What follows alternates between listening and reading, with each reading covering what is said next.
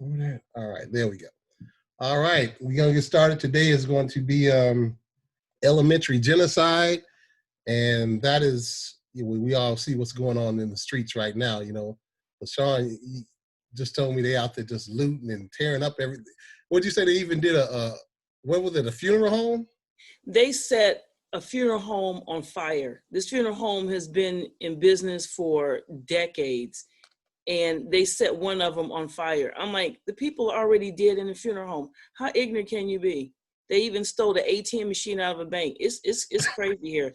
If they bring in the National Guards, we are in some serious trouble. Kelvin was just they raised the bridge. They raised the bridges up so people can't go downtown and tap everything, but they managed to get around. Well, what they did was they got rid of the projects, and so they had to disperse them somewhere. So now they're just scattered all over in the suburbs, and you just don't know who's what. Yeah. But if they bring in the National Guards don't care. They don't care who you are and where you're from. It's going to be pandemonium. It's already like that now. Well, if you've seen the videos, a lot of white people are causing these problems. I saw that. Yeah. Somebody sent me a video of somebody fully covered. You can't tell who it is, and they're just walking around smashing windows. And of course, we're getting blamed for it. Not raining. Yeah, we're getting blamed for it. They just showed a video of these two white ladies put Black Lives Matters on the Starbucks, and the black people said, "What are you doing?" She said, "They're going to blame us for that." And she was trying to make excuses. Well, we're just trying to. So we don't want your support like that because they show our faces, not your face. But they know it's strategically planned to make us look bad. Right. Have you seen that video of the gentleman that did kill Floyd? He was connected with Trump. You don't hear nothing. You don't hear one peep out of Trump right now. Oh, yes, you did. He said, "MAGA is with you, African Americans. MAGA loves you." That's what he said. But did you see those pictures of that gentleman that had his neck on that guy's, or his knee on his neck, standing right next to Trump on the podium in the past? No, I did not know that. Yeah, someone sent me a video of it. No way. Oh, yeah, a video of it. This is back during, it's in the past few years. That's shameful for us to not even act surprised. Suck. Let me go with the program because this is for the end. I'm like, right. Because I need to mute out so I can eat my Doritos and watch this thing. Okay. Sorry, Dennis. So sorry, Dennis. Oh, that's okay. I'm loving it. We having dialogue. We got the Dorito lady is not there. She can't share those Doritos with you. So anyway, mental slavery is what we're talking about, right? Which we see going on right now is the form of slavery.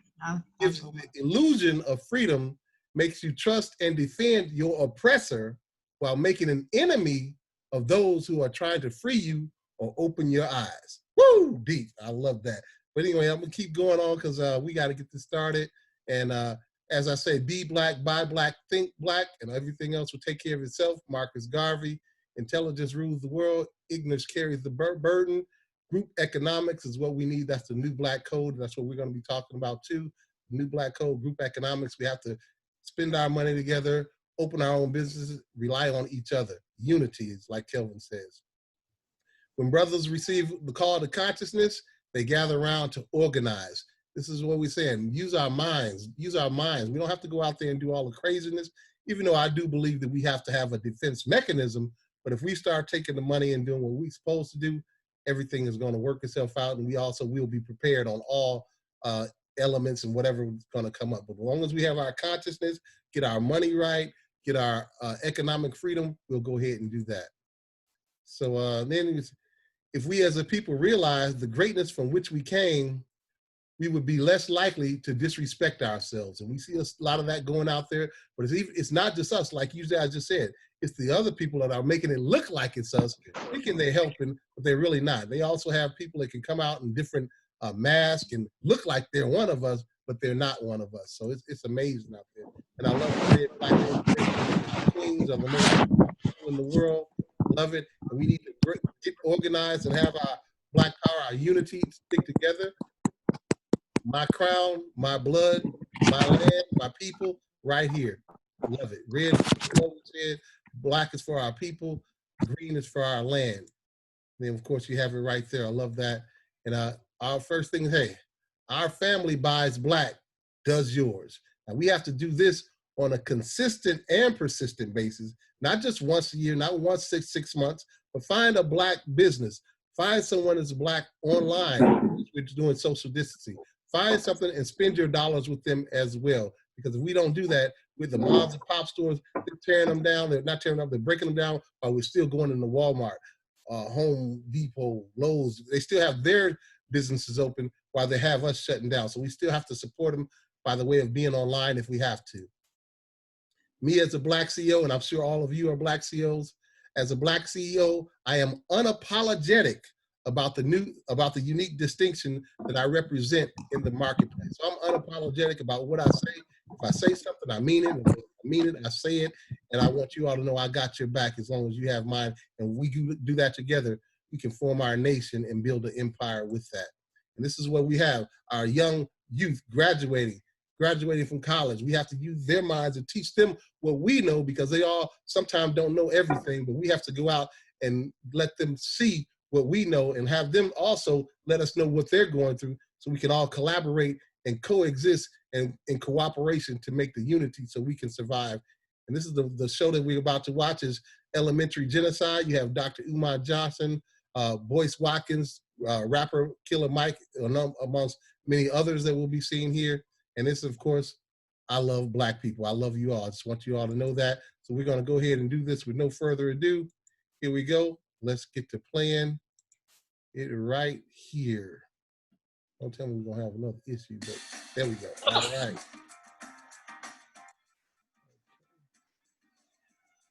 Mute out everybody until the end.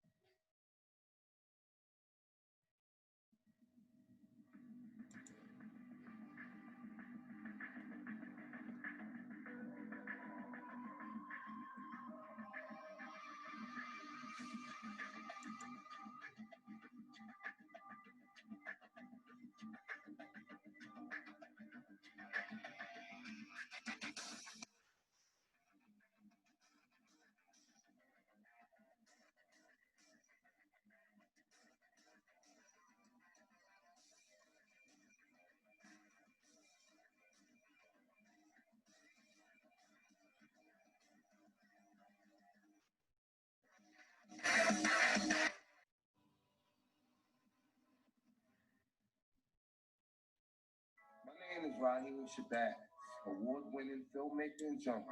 My documentary is called Elementary Genocide, the subject matter that is near and dear to my heart, that I personally could attest to from personal experience. I, like many of my peers, ended up on the wrong side of the law, but education gave me a new definition of life and showed me that the unimaginable can be reality. Today, I'm a successful journalist and award-winning filmmaker. And there's no reason why any American child on their first day of school shouldn't have that same excitement and that same opportunity. No one needs to tell me about the importance of education, because I wouldn't be where I am today without it. Every child should have that same opportunity. There's no child whose opportunity should be stunted because of failing schools. America is a capitalist society. Anything that drives a profit, as long as prisons are big business, America is down with it.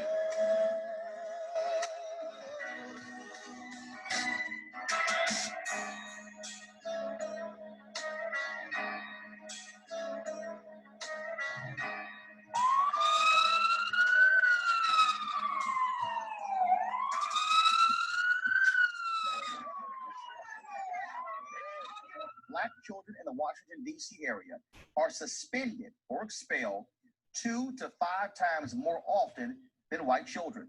It's a national trend that needs to be addressed. And even with education, there's no jobs. you don't have a choice but to do some dumb shit. The best days in the United States are behind us. You know, they undereducate you. After that, they underemploy you, even under the president that looks like you. Indicators are telling us that it's headed downhill. You're a walking, talking uranium for these people. You're stick of gold with mouth and eyes and ears. Most states in America look at the reading level of Black black boys at the conclusion of elementary school, which is normally 4th or 5th grade, to determine, to predict how many new prison cells they'll need in the next decade. Statistically, if a black boy cannot read by the time he finishes the 5th grade, there's a 75% chance that he will be a criminal by the age of 25. It is the relationship between miseducation and criminology. Everything that we aspire to be, everything that conspires against us, typically they meet on it. And they have to discuss it and plan accordingly how they're going to dupe the masses. Do I believe that people got together and met and decided to base funding for prisons on 4th and 5th grade reading levels? I don't know. On one hand, I don't tend to buy into a lot of conspiracy theories. I think that sometimes we want to believe that the white man is conspiring to keep us down when sometimes we're choosing to keep ourselves down. At the same time, we have documented history of situations where the white man has tried to keep us down. If you go back, you look at COINTELPRO, there's very clear evidence that says that with Malcolm and Martin emerging and the Black Panthers emerging, that there was a fear among white America that black people might actually realize the power that they have, especially when we arm ourselves and we educate ourselves. And after that, we had the crack cocaine epidemic where drugs were allowed right into our communities. Many of our leaders were killed, and now you literally see the breakdown and the destruction of the black family as a result of what's happened with drugs and the war on drugs, mass incarceration and all that. So you can't say that with any certainty that there isn't somebody who has conspired to oppress the black community or to at least exploit the black community. I've heard the statistic for each child that who's in 4th grade who's not reading on level. Instead of preparing a desk for them at the university, they prepare a prison cell for them. And I would say my view of that is, I don't know if there's like some men in suits in a room, planning these things out and looking at these calculations. I'm not one to speculate about that, but I think what we do know, we have in place an economic system that exists where if it's a profitable industry, then that's going to take precedent over human life. I believe that if a group of people have not sat down and formally decided we're going to do this, at some point a group of people realize that these numbers corroborate one another, they coincide, they form a line from A to B, and if they've done nothing to interrupt that or stop that, that still is a conspiracy proven truth. They've done studies where they found that 70 to 80% of people that are incarcerated are at different levels of illiteracy.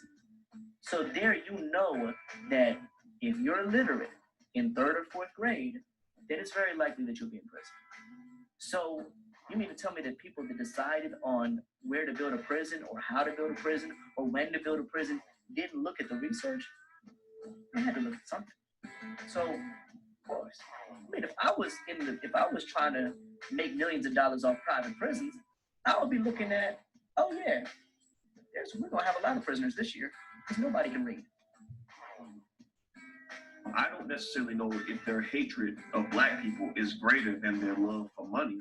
I think that if they could make money without destroying black people, they would probably try to do that. But the fact is that prisons have become a very convenient way for the powers that be to get wealthy while letting us pay the bill, so to speak. So do I believe that it happened? I don't know, but do I put it past them? Absolutely not. People invest a lot of time in conspiracy theories, but I just break it down to general common sense. When you look at instances like New York stop and frisk, when you look at instances like Troy Davis, Trayvon Martin case, which has ignited everyone across the world, you know that racism is alive and well in America. Even though race is a social construction, it has very real implications. I mean, we're not getting any shout outs, compliments, thank you cards. I mean, it's been proven throughout history and documented that when it comes to people of color and black folks, that America has problems caring about us. When you look at, states that are basing their prison budgets on test scores up to 4th and 5th graders, it goes to show you that it's not only racism because of the fact that when you look at the prisons, it's the majority of us that it's there. So, you can definitely say that it's racism. Well, I think the allocation of funds based off the failure rate is what is wrong with the United States. There seems to be an inherent understanding that they anticipate that certain segments of the population will not perform. America basically is brown, black, and undereducated. We know that 80% of dropouts end up in prison, and that if 40% of that 80% are African Americans, yet they make up only 13% of the population, then there has to be some type of planned outcome for those individuals, which is in most cases serving the needs of the state's penal system. It's not by accident that you have these large numbers in terms of failure rates. When we look at reading comprehension scores from Texas to Wisconsin, we see that look at the fourth grade reading level, that more than 50% of African American males in particular do not meet the standard criteria to be competent in reading. I'm not going to even get into mathematics. So there has to be something behind this other than the fact that they are preoccupied with seeing people of color occupied in prison and penal systems. I had heard from a professor in college that if you can't read by the 4th or 5th grade, then you're destined for prison. But I mean, to me personally, I mean, if you can't read a lot early, you're destined for prison a lot of other things. They've done studies where they've shown that by 3rd grade, young black males are really saying, I don't really identify with school. If you want to make sure black men become criminals, then you must systematically miseducate them, not in 4th grade, not in 2nd grade, but beginning in preschool. In fact, many of us realize that the black boy has been miseducated by the time he reaches the 4th grade. So as a result, many of us erroneously believe that the miseducation starts in the 4th grade. I argue the opposite. The miseducation begins the first day a black boy sets foot into a preschool or a kindergarten classroom. For example, right now as we speak, less than half of all the black boys in the United States of America can read on grade level who are in the 4th grade. Right now, less than half of all 4th grade black boys in the United States of America can read on grade level. So if we know that, the question becomes, where are these boys going to be 15 years from now? Where are they going to be 10 years from now? The answer is, unfortunately, most of them are going to be in jail. The Corrections Corporation of America, CCA, Corrections Corporation of America, don't miss this, recently sent a letter to 48 U.S. governors, yours was included, announcing the Investment Initiative, a new plan to spend up to $250 million to buy prisons from state, local, and federal government entities on the conditions of a minimum commitment of 20 years for the facility, maintaining 90% capacity over the 20-year period. I'm waiting on y'all to be offended. We cannot go for that. We cannot go for that, all right?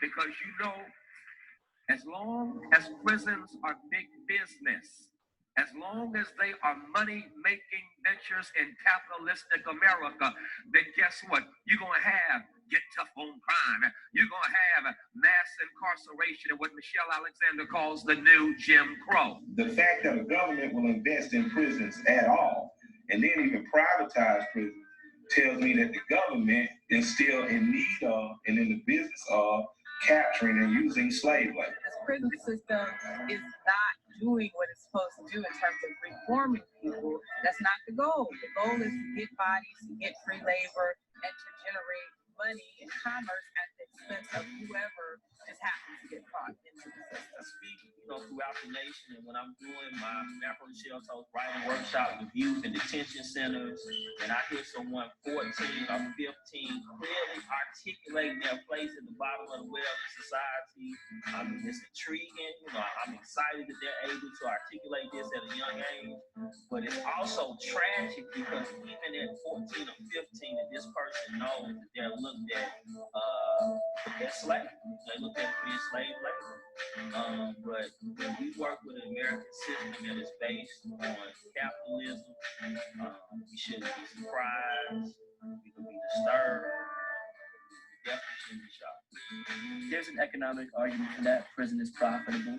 Empowering the poor is not so profitable, and empowering the poor actually upsets the social order. We're in a capitalist society, and it's very much like a pyramid scheme. In fact, on the back of the dollar, they've told you that it's a pyramid scheme. It's a pyramid right there to let you know. When you look at prisons and the privatization of prisons, is that prisons will start to become big business in America. And I think when you look at the money that we spend on prisons, some states are spending more on their prison budget than they are on their education budget. And that goes to tell you right there that you know, evidently there's money to be made, and the revolving door is going back and forth to prisons. I've heard in the state of New Jersey that the cost of incarcerating an inmate is almost around $58,000 a year. With that type of money there, we could be sending people to college, especially non-violent offenders. Talking with a former prison guard, and she was just telling me how unfortunate situations are for a lot of people that end up in prison. She said there were grandfathers, fathers, and sons all in prison at the same time. So that's 3 generations you have in prison at the same time. And even though she saw all of the hardship that was going for her financial gain, she did say that it was unfortunate that she did not listen to her friend's advice and invest in the prison system that she worked in, because she would have got a large return on her investment as of now, 10 years later. The major problem is that we let the privatization of prisons go on for so long and we remain silent. The people that are incarcerated are essentially considered disposable people. Like, we don't care. It's not until it affects us personally, whether we have a family member, cousin, friend, or we get incarcerated ourselves, that we understand, you know, about the prison system. And when you're sitting in a prison cell and you are incarcerated, you have essentially become a dollar sign for all of us. My cousin spent 23 years in prison for nonviolent drug offense. And when you look at the money that we spent to keep him locked up for nonviolent drug offense, we're talking over $1 million. And from what I've known of my cousin, I've been knowing him all my life, is that he's one of the most intelligent persons I ever met. And when I look at his situation, being that he just died of cancer not too long ago, I look at what his life could have been at. And I know for a fact that, you know, he was a very intelligent man, very smart in business. He just, you know, did it the wrong way. But, you know, he's a prime example how the laws are twisted when somebody will spend 23 years in prison for nonviolent drug offense. The United States government spends more money on prisons than on education, because there is no longer a need in this country for a minimally educated, low-wage earner. The reason that you don't have 4 men from any class of community working on the side of highways or in city municipality cleanup jobs is because those jobs have been taken not by Mexican invaders coming across the border, not by Asians and Africans that are landing here, or destitute Cubans coming on inner tubes. It's being done by state prisons. They take the same dudes that get snatched out of your neighborhoods with bogus drug charges, nonviolent drug charges. They put them on work camps, and they have to clean the side of the highways and the exit now. Now, this not only happens at a much reduced rate that you would have to pay a fair labor, unskilled labor. Not only that, you have to assure them, you have to give them city pension. We wipe all that out by using slave labor, paying these men pennies on the dollar, and then enforcing restitution. Most of which never makes it back to a victim, it just makes it to these mysterious court calls to keep the system running. So it is indeed slavery.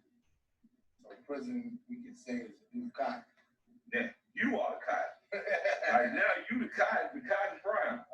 Man. There's definitely a relationship between the amount of employment that white America either enjoys or doesn't enjoy, and the amount of incarceration that you find among Black and brown people. Those two go hand in hand. More Black and brown people incarcerated means more white people employed. The Black man right now is starting to become a commodity when it comes down to the prison system, because of the fact that when you look at the cheap labor, I remember when I was locked up, I used to work for $1.10 a day. Back then, I was taking care of the lawns at the Trenton Psychiatric Hospital.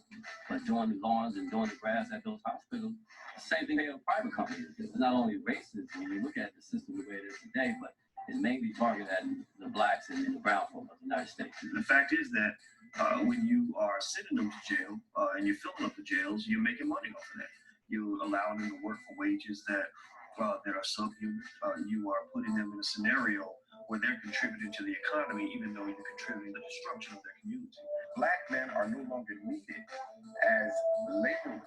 they have simply become the commodity in capitalism. In other words, instead of black men working to make the corporation rich, black men have become the raw material by which the private prison industrial complex get rich. So black men are being publicly traded on Wall Street the same way you trade sugar, leather, gold, diamonds, just like in slavery. Black men are the raw resource of America. You look across America, you see what's going on in corporate America.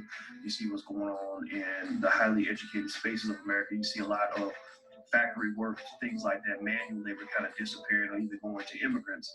So the question is, what do you do with young black kids with no education? Unfortunately, the powers that be have decided we're going to send them to prison.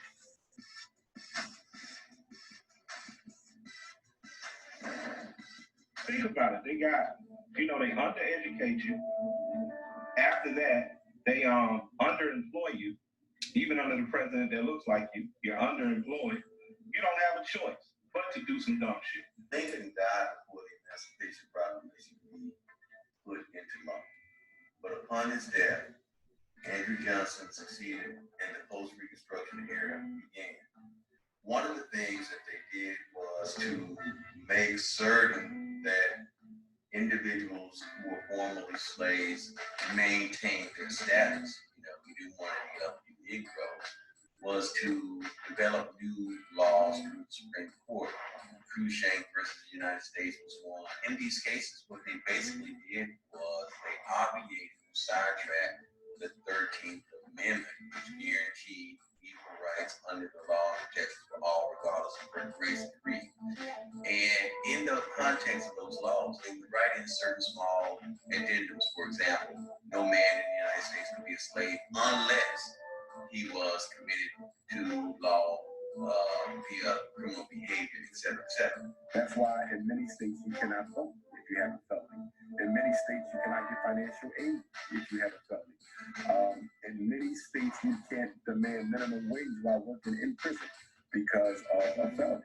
So the prison system has simply become a new form of enslavement. It is 21st century slavery. It is our history being recast right before our eyes. You are walking, talking uranium to these people. You'll still go with mouth and eyes and ears.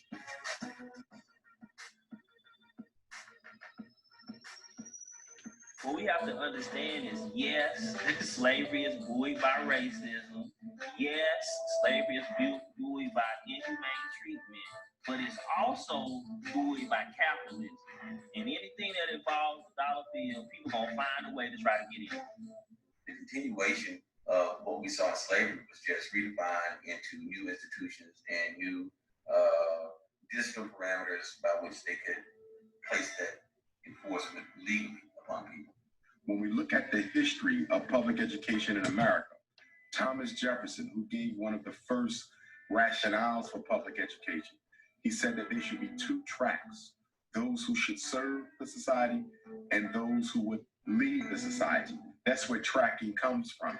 Tracking is about choosing, selecting, handpicking those children who are going to be a part of the American social order and those who are simply going to serve it. The state controls the school system and the state controls the prison system. Both of those institutions are controlled by the state.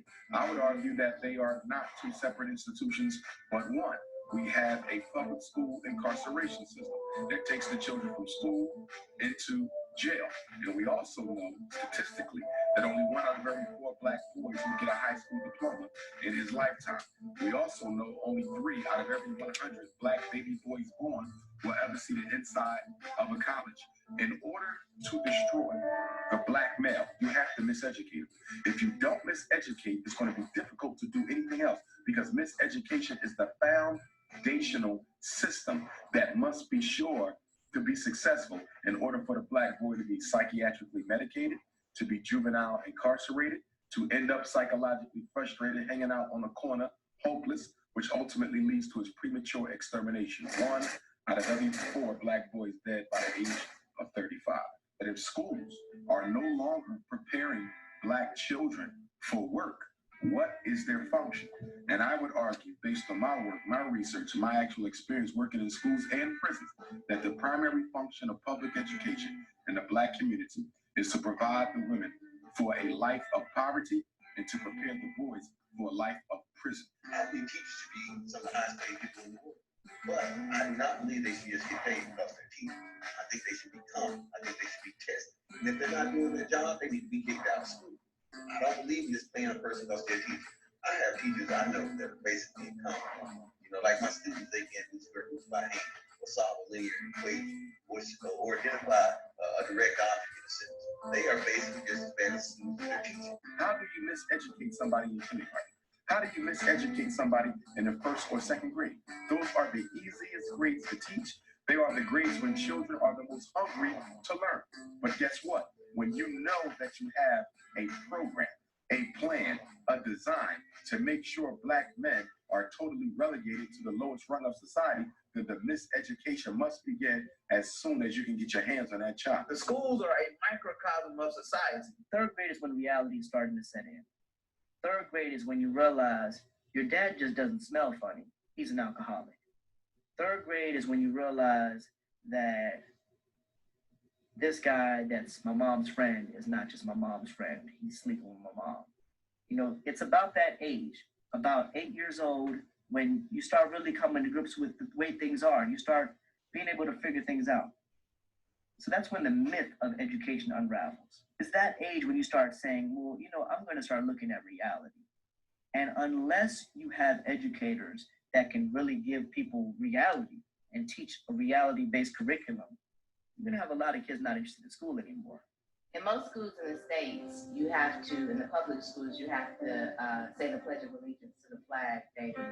And the schooling I received as a little girl, we said the Pledge of Allegiance to the red, black, and green flag.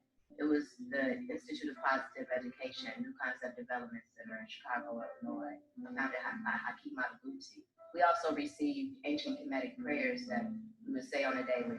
Anquasanev, Wajajen, Ketnevet, Neferet, Mireje. And that means may we have all life, all power, all prosperity, all stability, and all good things like the sun forever. It was implemented who we were and where we came from in our curriculum. So there was no guessing to how powerful we were before we actually hit the real world. The United States of America has always had a vendetta out for the Black man.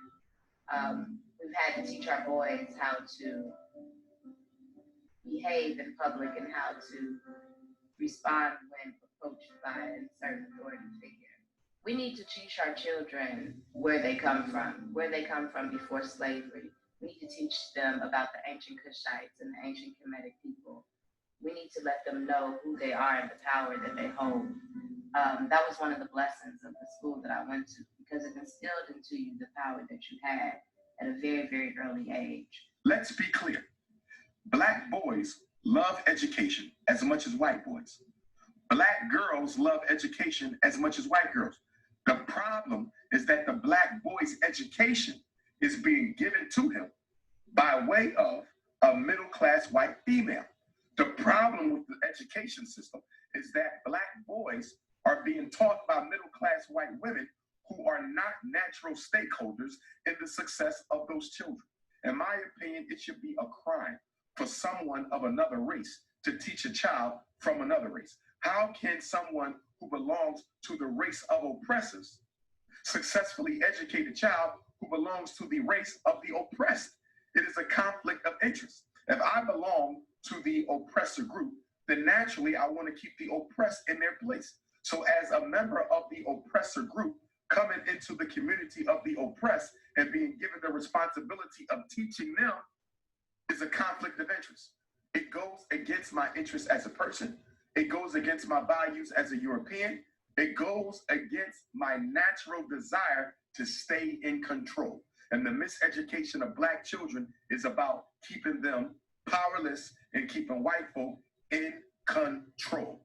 You will never ever see an oppressor group properly educate the oppressed group. It doesn't make any sense. When you look at an education that you can get from a Black male versus the education you can get from an old white woman, our kids need to be, educated a lot different than any other kids.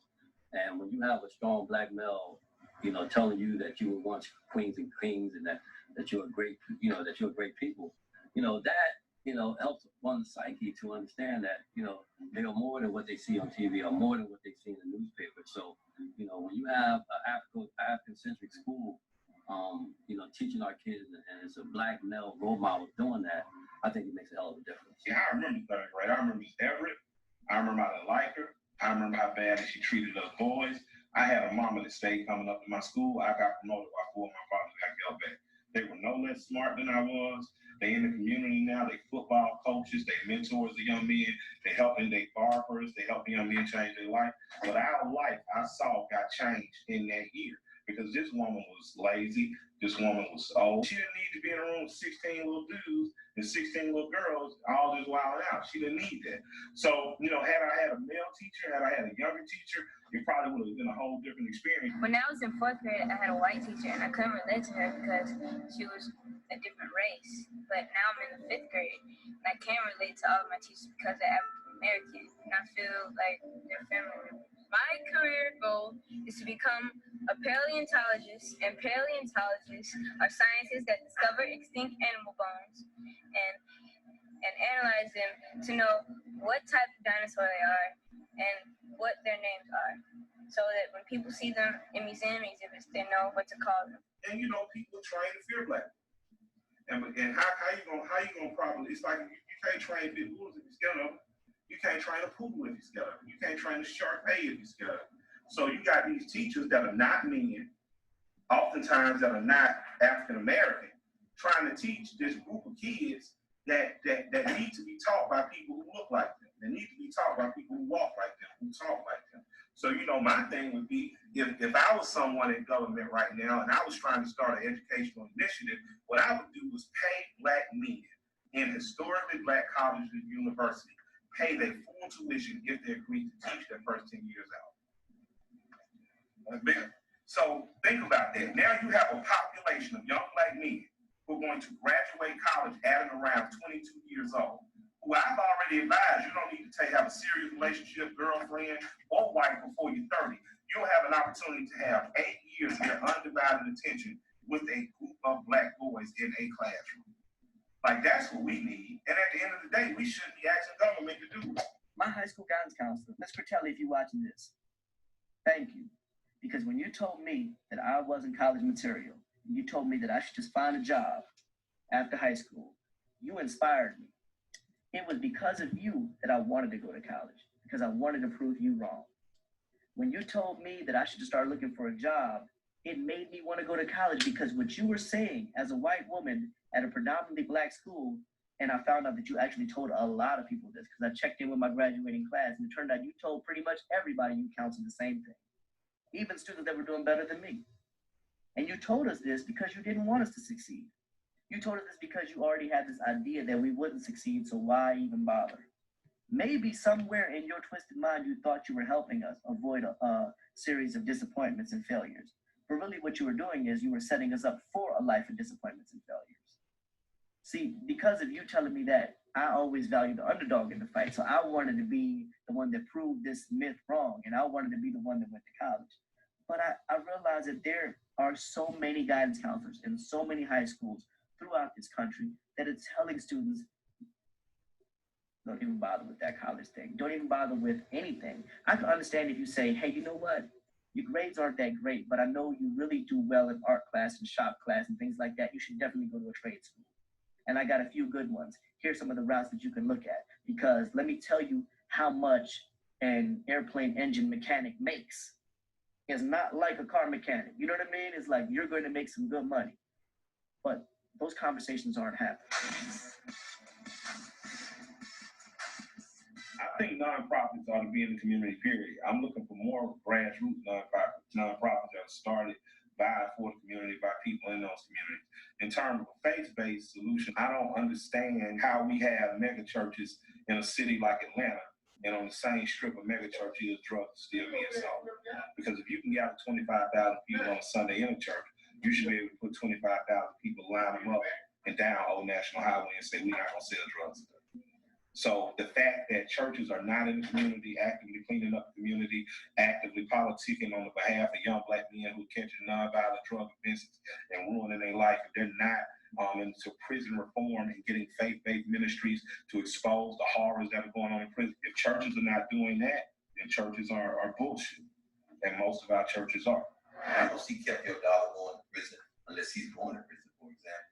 You won't see any of these other ministers out here, with the exception of a few. The ministers used to have classes where they taught people how to read, where they taught people how to do math, where they taught people how to go through a ballot. They had classes that taught people how to invest and save their money. They had classes that taught people the Constitution, the Bill of Rights. Ministers need to go back to doing that instead of just staying completely within the context of the scripture. Back then, the scripture wasn't just the Bible, the scripture was the Constitution too. And that gave a whole bunch of credence. I mean, think about it. Some of our greatest politicians were ministers. Some of our greatest leaders were ministers. But what happened? What happened to the Adam Clayton Powers? What happened to the Martin Luther King Jr.? What happened to the Joseph Flowers?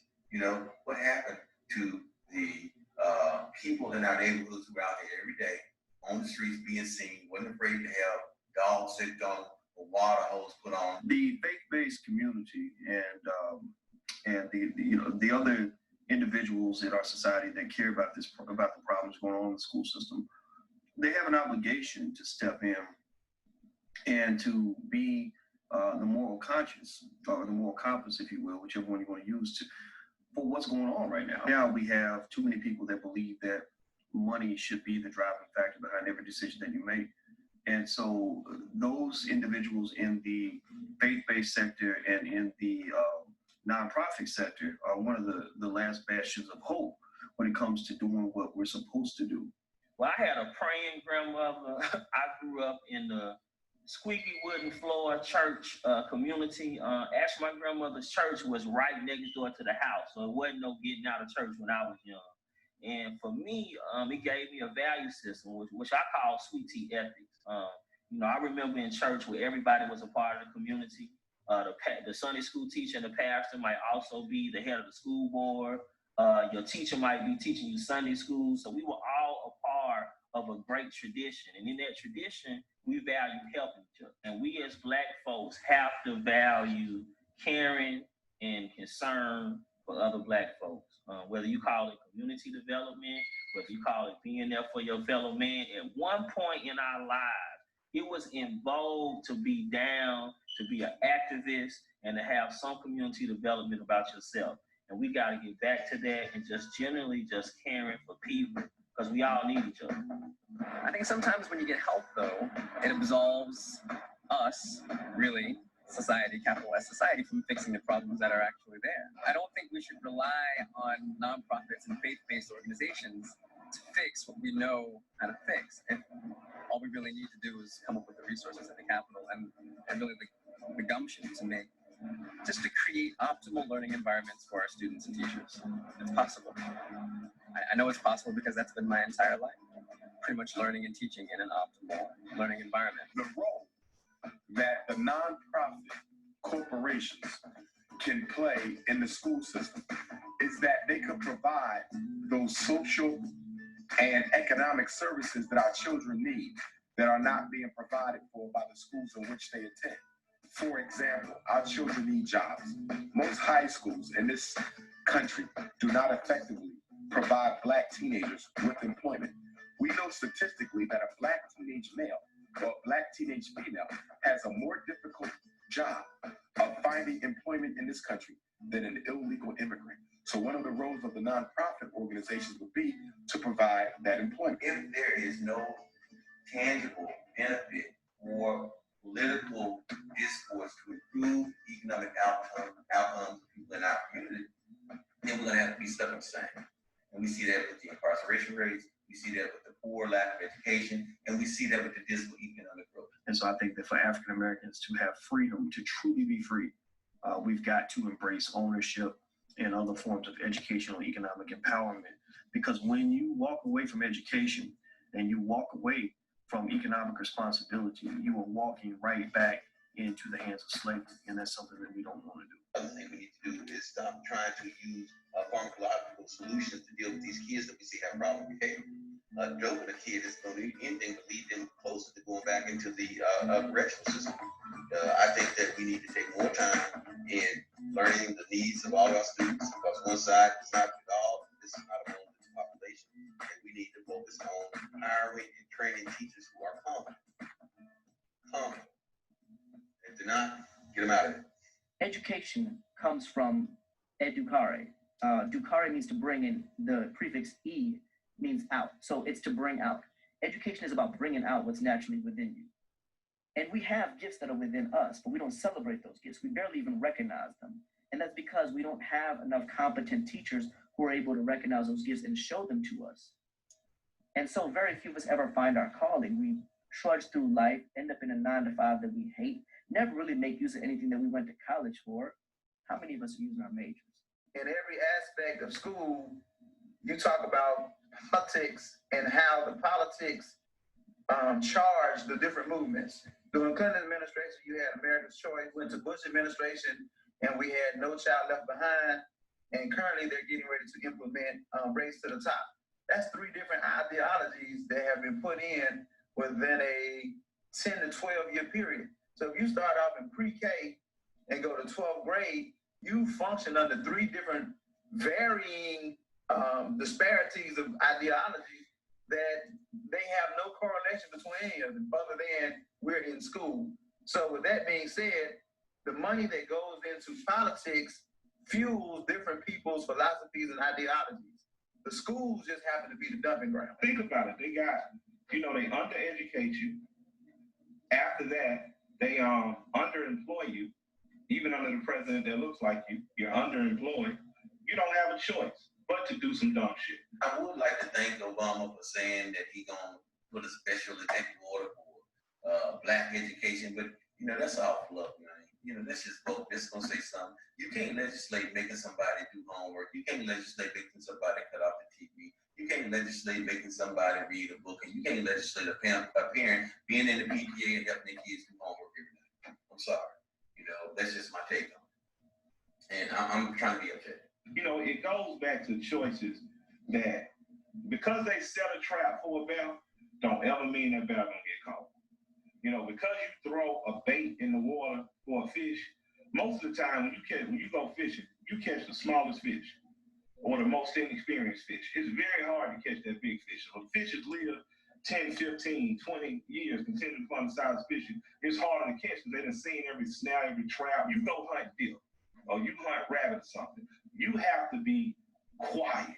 You have to stalk that animal because they make it very difficult because they don't trust things. And we just got so comfortable in this country.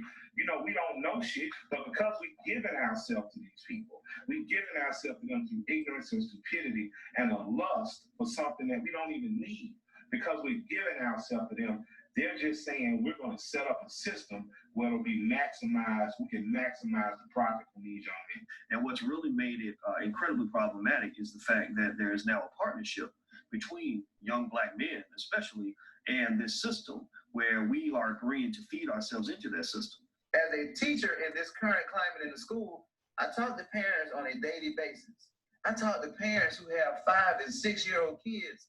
I get them on the telephone and they say stuff like, I have absolute no idea what I need to do with Lil Johnny. Unless you have some unyielding will to escape or break the cycle, I think typically this is something that fosters generation after generation. And I think the generational curse is alive and real in the black community. Because there's nobody in the family perhaps to speak on, here's how you pursue educational success and here's what happens. And then you've got other people in the family that have just been in and out of prison. As a child, you pretty much internalize what you've seen and you normalize it. We normalize dysfunction. If uncle, daddy, older brother have all been locked up, then you pretty much accept that at some point you'll be locked up. It's normalized for you. And until there's someone to say, I need you to break the cycle, you're not going to think that there's a cycle to be broken. I look at the prison system now, and it's funny, it's ironic that, me being an ex-offender, that, I now have a wife that's a correction officer, I have a daughter that's a correction officer. and I have a son that's in prison right now. But a lot of our kids, and I tell a lot of our kids today, is that it's all about choices. You know, my son and my daughter grew up in the same household, same mother, same father. You know, she's a correction officer at a young age, and he's in prison at a young age. You know, and it's all about choices. So we have to instill in our kids that they have to make better choices with their life. You know, I made some bad choices with my life growing up, but I've been blessed enough to be able to rebound from that and do some of the things I am today. But, you know, I tell kids all the time that, you know, I have a From the Block to the Boardroom story, but I want them to skip the block and go straight to the boardroom. One of the things that I tell children, there's a correlation between following directions and learning how to follow directions. And when you turn 18, they become laws. If you don't learn how to follow directions and you never understand how important following directions are, then once you turn 18, you don't have a concept or a grasp for the law. Generational institutionalization is absolutely devastating. I have heard a multitude of stories about young men and women who are occupying cells in the very same prisons that their parents went to. I went to give a speech, and there was a girl who told me that her brother just got 10 years in prison from the same judge who sent her father to prison for 20 years. This is a problem that is going to only get bigger. It is a huge problem for our society. It's destroying the Black community already. Until we fix our educational system, we're going to continue to have people failing. You know, when you look at our communities right now, you know, the folks that are committing crimes are not the highly educated people with jobs. It's the uneducated folks that don't see an opportunity for them. So I think once we fix the educational system, we can start to slow that pipeline down to prison. I mean, you know, they're probably the records. I would be willing to postulate that since the Reconstruction period in the presidency of Andrew Johnson, that there has been an incremental decline in the economic progress or economic prosperity of African Americans since 1873 compared to any other race. And you can't have this unless you have a viable educational background. And even with education, there's no job. So prison seems to be, for this system, a logical way to deal with this, what they, I guess, would deem an excess group of people, especially brown and Black people in this country that are pushed to the margins, put in prison, and it's actually a profitable industry. So the way I see it is, if we're actually talking about ending this, we actually need to talk about, you know, ending this system, getting to a different kind of system, socialist system, or something to that effect, where people are actually treated as, you know, as human beings. And when you talk about what's going on with the American educational system, a lot of indicators are telling us that it's headed downhill, and it's not just for people of color. I mean, people of color really are an indicator of what's coming for everybody else. If you look at all the measuring sticks, Americans are behind the rest of the world in terms of education. We're behind the rest of the world in terms of our work ethic. We're behind the rest of the world in terms of a multitude of demographic factors, which say that the best days in the United States are behind us. And if we don't invest in education soon, we're going to be in big trouble. This system is broken. It's broken by design. We put more money into the prison system than we do into education because this system is not designed to educate America's underclass or its working class. It's designed to perpetuate the systemic inequality that we see around us every day. It's not designed to fix the problem, it's designed to perpetuate the problem. When you look at the educational system, and I'm gonna talk about where I'm in Trenton, New Jersey, where the high school, we're graduating 51% of our seniors in high school. You know, education is our way up and our way out of this society and to make a better life for us and our family. But when you look at the educational system, the way I look at it now, I have nieces and nephews, and I have my granddaughter. My granddaughter's been blessed to attend a private school in Princeton on a scholarship. And, you know, I look at the education that my granddaughter is getting compared to the education that my nephew is getting in the Trenton public schools. And the difference is like night and day. I mean, the smaller classroom sizes, you know, the thing that they do every single day is a complete stark difference between urban education and the way we see it today. Revolutionary in my family was what they call reading. My grandmother would always remind me, they used to kill slaves, cut your tongue out blind, learn how to read. So that's how important it was. So I grew up knowing it was that important. If people was killed for something, it had to be important. I just hope that we don't lose too much sight on this modern age propensity to ask the government to do for us that we can do ourselves. This is what I'm reading right now. I always be rich. I got a library card, but with the credit card you have there. Well, for me, I know you heard the phrase reading is fundamental, and it is. I know it's cliche, but I got on the reading rainbow years ago, and that's the first time that your natural curiosity comes out, and reading helps you develop scholastic inquiry. It increases your mindset, also gives you a value system. A lot of places that I've traveled, I've never been there. I've been through reading. I love James Baldwin. I've never been to Paris, but that was the first time I was exposed to that is through his work. One of the biggest reasons for why we see such a significant discrepancy in the test scores of Black children compared to white children is because of the lack of vocabulary on behalf of the Black child. When you hear about the 15-point test gap on IQ tests, when you hear about the 15-point test gap on achievement tests, what you are hearing about, although they're not saying this, it only means that the Black child doesn't have the vocabulary that the white child has. And because of that, his scores are coming up lower. For example, when we look at intelligence tests, the intelligence tests basically have 5 indexes. There is the working memory index, how well you can hold information in your mind and execute upon that information. Then there is processing speed, how fast you can execute tasks. Then there is nonverbal reasoning, how well you can solve problems for which you were not previously prepared. And then there is what? Verbal comprehension. Verbal comprehension. The ability to understand, define, and or apply middle-class white vocabulary, words, terms, and concepts. That is where Black children suffer. I think about the power of hip hop and the amazing ability that hip hop has to pretty much do whatever it wants. And I think one of the saddest things about hip hop today is that power is being used for destruction rather than building a community. If you look at a guy like Lil Wayne, it's funny that he's called Lil Wayne because he really is pretty much Malcolm Little before he became Malcolm X. He's Malcolm X without the transformation. And if you look at Malcolm X's life and you look at what he was when he was Malcolm Little and the amazing power he had to destroy at that time in his life when he led people to do things that would destroy their lives, it's scary to think what kind of person Malcolm would have been had he not gone through the transformation. But when you look at a guy like a Lil Wayne, who is as brilliant as almost any college professor I've ever met, and he's constantly sharing the gospel of ignorance and self-destruction. He is sending messages that are being repeated on a daily basis by young boys as mantras that sink so deep into their subconscious that they don't even know that it's there. And he's telling them that your job as a Black man is to stay high and drunk all the time and to kill other Black men, to go around spreading STDs and to basically engage in the kind of ignorance that's going to basically lead you like a sheep right off a cliff.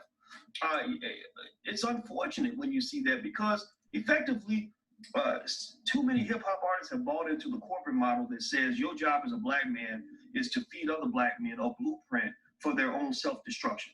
You can't argue with me. And it's unfortunate because what you really see is you see a clear capitalist model where corporations are encouraging artists to create music that leads Black men to destroy one another and to destroy themselves. And at some point, they got to get off the plantation. I mean, people will defend this kind of bullshit because it's under the umbrella of creative freedom. But when a corporation, when a white man sitting over the top of you saying, no, you need to talk about thugs, you need to thugging, you need to talk about shooting, you need to talk about bitches and hoes, you need to talk about all these stupid things in order for the album to sell, when he's telling you what to rap about and not allowing you to explore the breadth of the human experience that you have as a human being, then you really have no creative freedom. Because freedom means you choose what you want to rap about. And the fact is that that's not what's happening with artists. They're pretty much being told what they're supposed to say. And I think it's disgusting.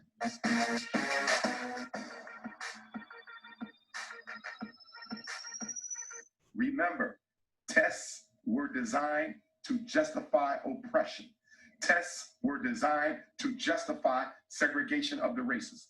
Tests were designed to justify a reduction in access to opportunity for Black people. Tests were designed to provide an excuse as to why more money is spent on white school children than on black school children. There is nothing scientific about testing. Our youth needs something more than what we're giving them when we tell them, hey, you need to know this for the test. They don't want to hear that.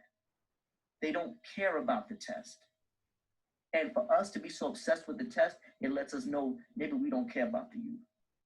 We so worried about the test. What do the test prove?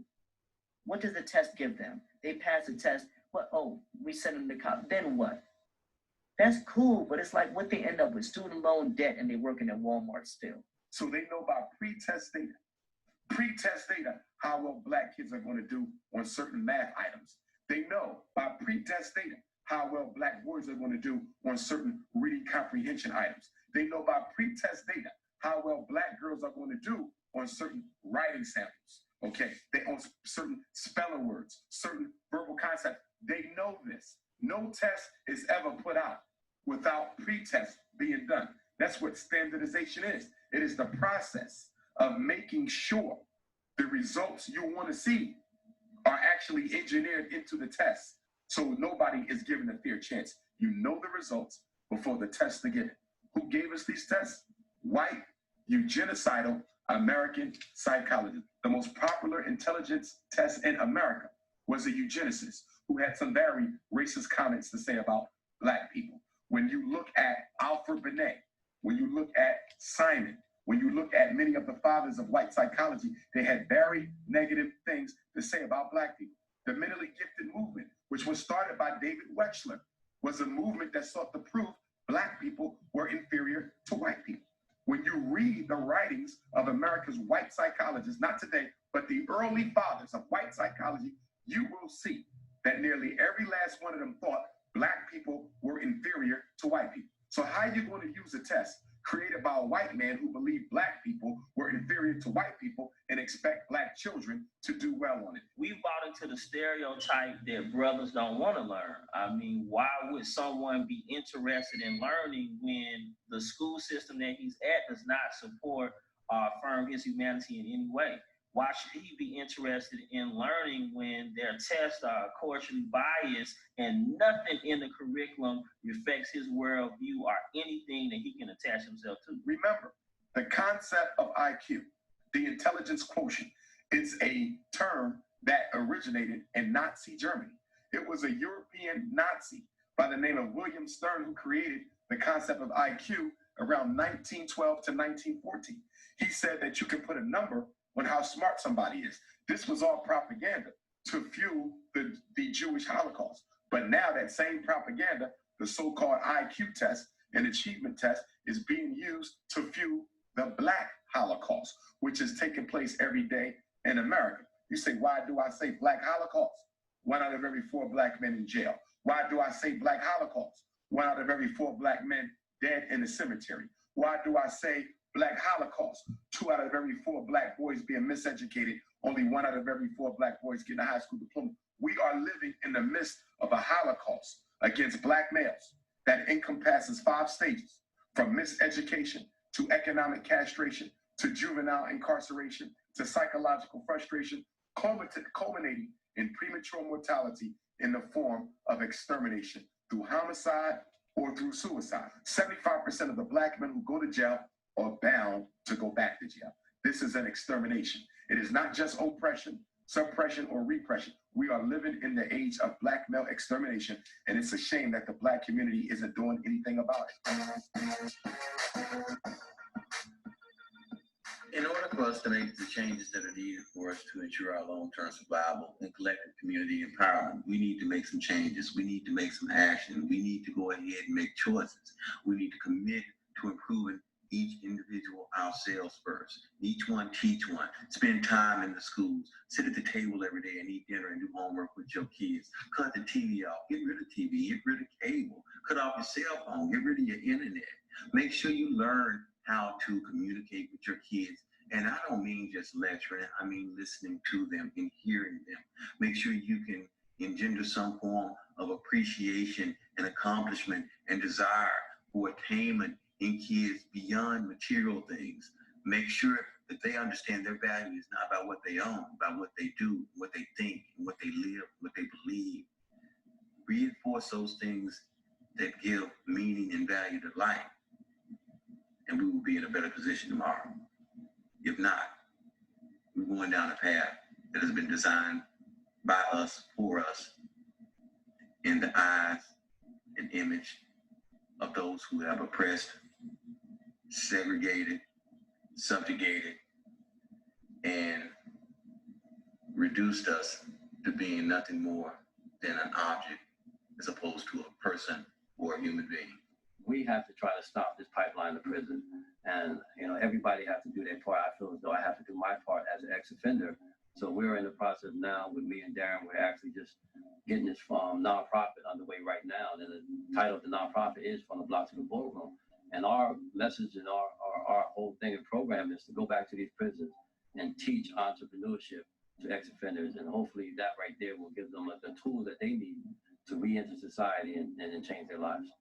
A father is a Black leader in his household. How you lead that household is going to have a huge impact on your children, your grandchildren, your great-grandchildren. Everybody they interact with throughout their lives will be affected by the energy that you put into your leadership responsibility. When you are mentoring a child, you are a leader. When you are a teacher in a classroom, you are a leader. When you are even getting on Facebook and deciding what to talk about that day, you are leading. You have a decision. You have an option to be that light that other people follow, that light that leads them to greater empowerment. And when people see you take that energy, people follow you. So never underestimate the fact that in this war, we all have to be soldiers.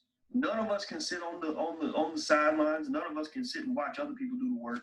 We all have to do the work, and it starts right there in your own space. So all of us can be a part of this process, and it starts with teaching our kids the right things, teaching ourselves the right things, teaching our peers the right things, standing up against ignorance when you see it, and really doing what's best for the community. We can do anything that we as Black people want to do. And we're from Afro to Shelters, my organization. We try to give people the capacity to put a down payment on their own dream. I mean, we're not even supposed to be here right now. I mean, the fact that me and you as brothers are sitting, talking about Black life, we already define the stereotypes and everything they can say. We can read good, we got common sense. I mean, we're defying the odds just in doing that. So what we have to remember is that we have to love, love, and love. And when you think about what else to do, you're confused, you're not sure about what to do in life, then love again. I'd like to commend everybody who have their hands in the dirt in their communities and have their feet on the ground, doing the hard work that is required, in many cases without any recognition, to make sure that we have a chance of succeeding and continuing the legacy of greatness that has always been championed in our community. Don't give up, and please continue. Voices like yours and mine hopefully will be one day the standard and not the exception. It's probably going to take a lot of effort because it's a trend that's been going on for such a long time. I mean, ultimately, it has to do with the major class and racial inequalities in the United States. In terms of schools, on a sort of practical level, some places we could start would be to think about how schooling is funded now and to take it out of the sort of always unequal property tax systems that fund some schools more than others in many states, to fund public at a greater rate, more federal funding, change policy, child left behind, to think about to give students the opportunities that I have in school to do creative work, right? To empower teachers to do that kind of creative work instead of treating them as kind of national scapegoats for failures of the society as a whole. Strengthening teacher unions is one thing that could be done to make the jobs of teachers better and to do that. Because I think when we're in a situation where we're pitting, which is what is happening now, we're pitting families and students against teachers, that's leading to, instead of an improvement of schools or changing and making schools better, it's leading to focusing all the attention on schools and then blaming and shaming and cutting funding, which just reduces the quality of schooling for everyone. This trend of of sending kids out of school with handcuffs on instead of sending them to their parents. It's really something that's started over the last 20, 25 years. Some of it may have a profit motive, but you can't deny that racism plays a role here. There's a certain imagery that people have of inner city kids as pretty much worthless, as thugs in training, basically. No value to society. They're turning over their power to the police. You have to look before you make these decisions and see all the traps that are there for you. That's why I tell young men, don't even consider marriage till you're 30. Don't even consider a real relationship. Because the minute you get in a real relationship, real shit happens, like deals. And when real deals happen, real bad choices can happen if you aren't prepared to do what you need to do for real. And if you're undereducated, you're not prepared. So you got to understand they undereducated you for a reason. And you got to understand now you're competing globally. You're competing with other people who look like you. You're not going to be able to tell an East Indian store owner, it's been hard for me when he only been here 25 years. And he said, well, shit, your people been here 400. You're not going to be able to tell a brother from Nigeria, oh, it's hard on me when he looks just like you, but he's managed to scheme and dream his way to the top. You know what I'm saying? He opened a bodega after a bodega after a bodega. You chose to buy some shit, to buy some shit, to buy some shit. I need money for a lawyer now. So, we have to take some responsibility and accountability for our own plan into it. Like I see the traps. So I'm not gonna go in that direction. We have to be responsible and accountable. And I'm just talking to the young brothers out there, because the gang not gonna change. This documentary ain't gonna change the way they lock your black ass up. No matter how many laws they change, they're gonna create something new. So you just have to be so on top of the game that you make it a difficult acquisition for you to be caught in a snare or a net. We need to see schools that are ran by men, that are ran for young boys, so we can maximize our growth potential, our own growth potential. That's the only way it's gonna work, because the system has decided that you are profit. You are profit. Your black ass equals profit. And you equal profit because we can have you do free labor. We can use you as an excuse to get more federal dollars to fight crime. We can make you the face of a bogus drug war. We can make you the face of bad parents. We can use you for so much propaganda. You are a profit piece. So it's time that we start profiting ourselves. And the government cannot, will not, and should not have a vested interest in saving you. Why would you pull out of something that's profitable? Locking niggas up equals money.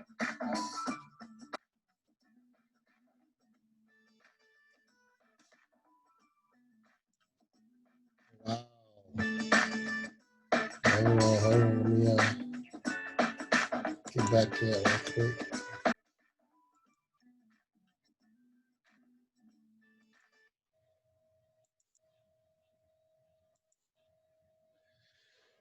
All right. Okay, that was it, man. I want to open up the line, so hold on for a second. Let me open up everything. Mute everybody. Get this right. Okay. All right. Okay. All right. We're here. I think I hear you. Hello, everybody. Unmuted there. So I was just gonna say, if anybody get anything out of that, what did you think? Anybody want to go first? I'm already on deck. Okay, Shelby, go ahead. You on deck? Go ahead. This is Shelby. I'm from Fort Lauderdale, Florida, right now, and it's always refreshing when as a brother in color, go out and see some more. I just call it the evidentiary reality of, the system ain't so set up for us.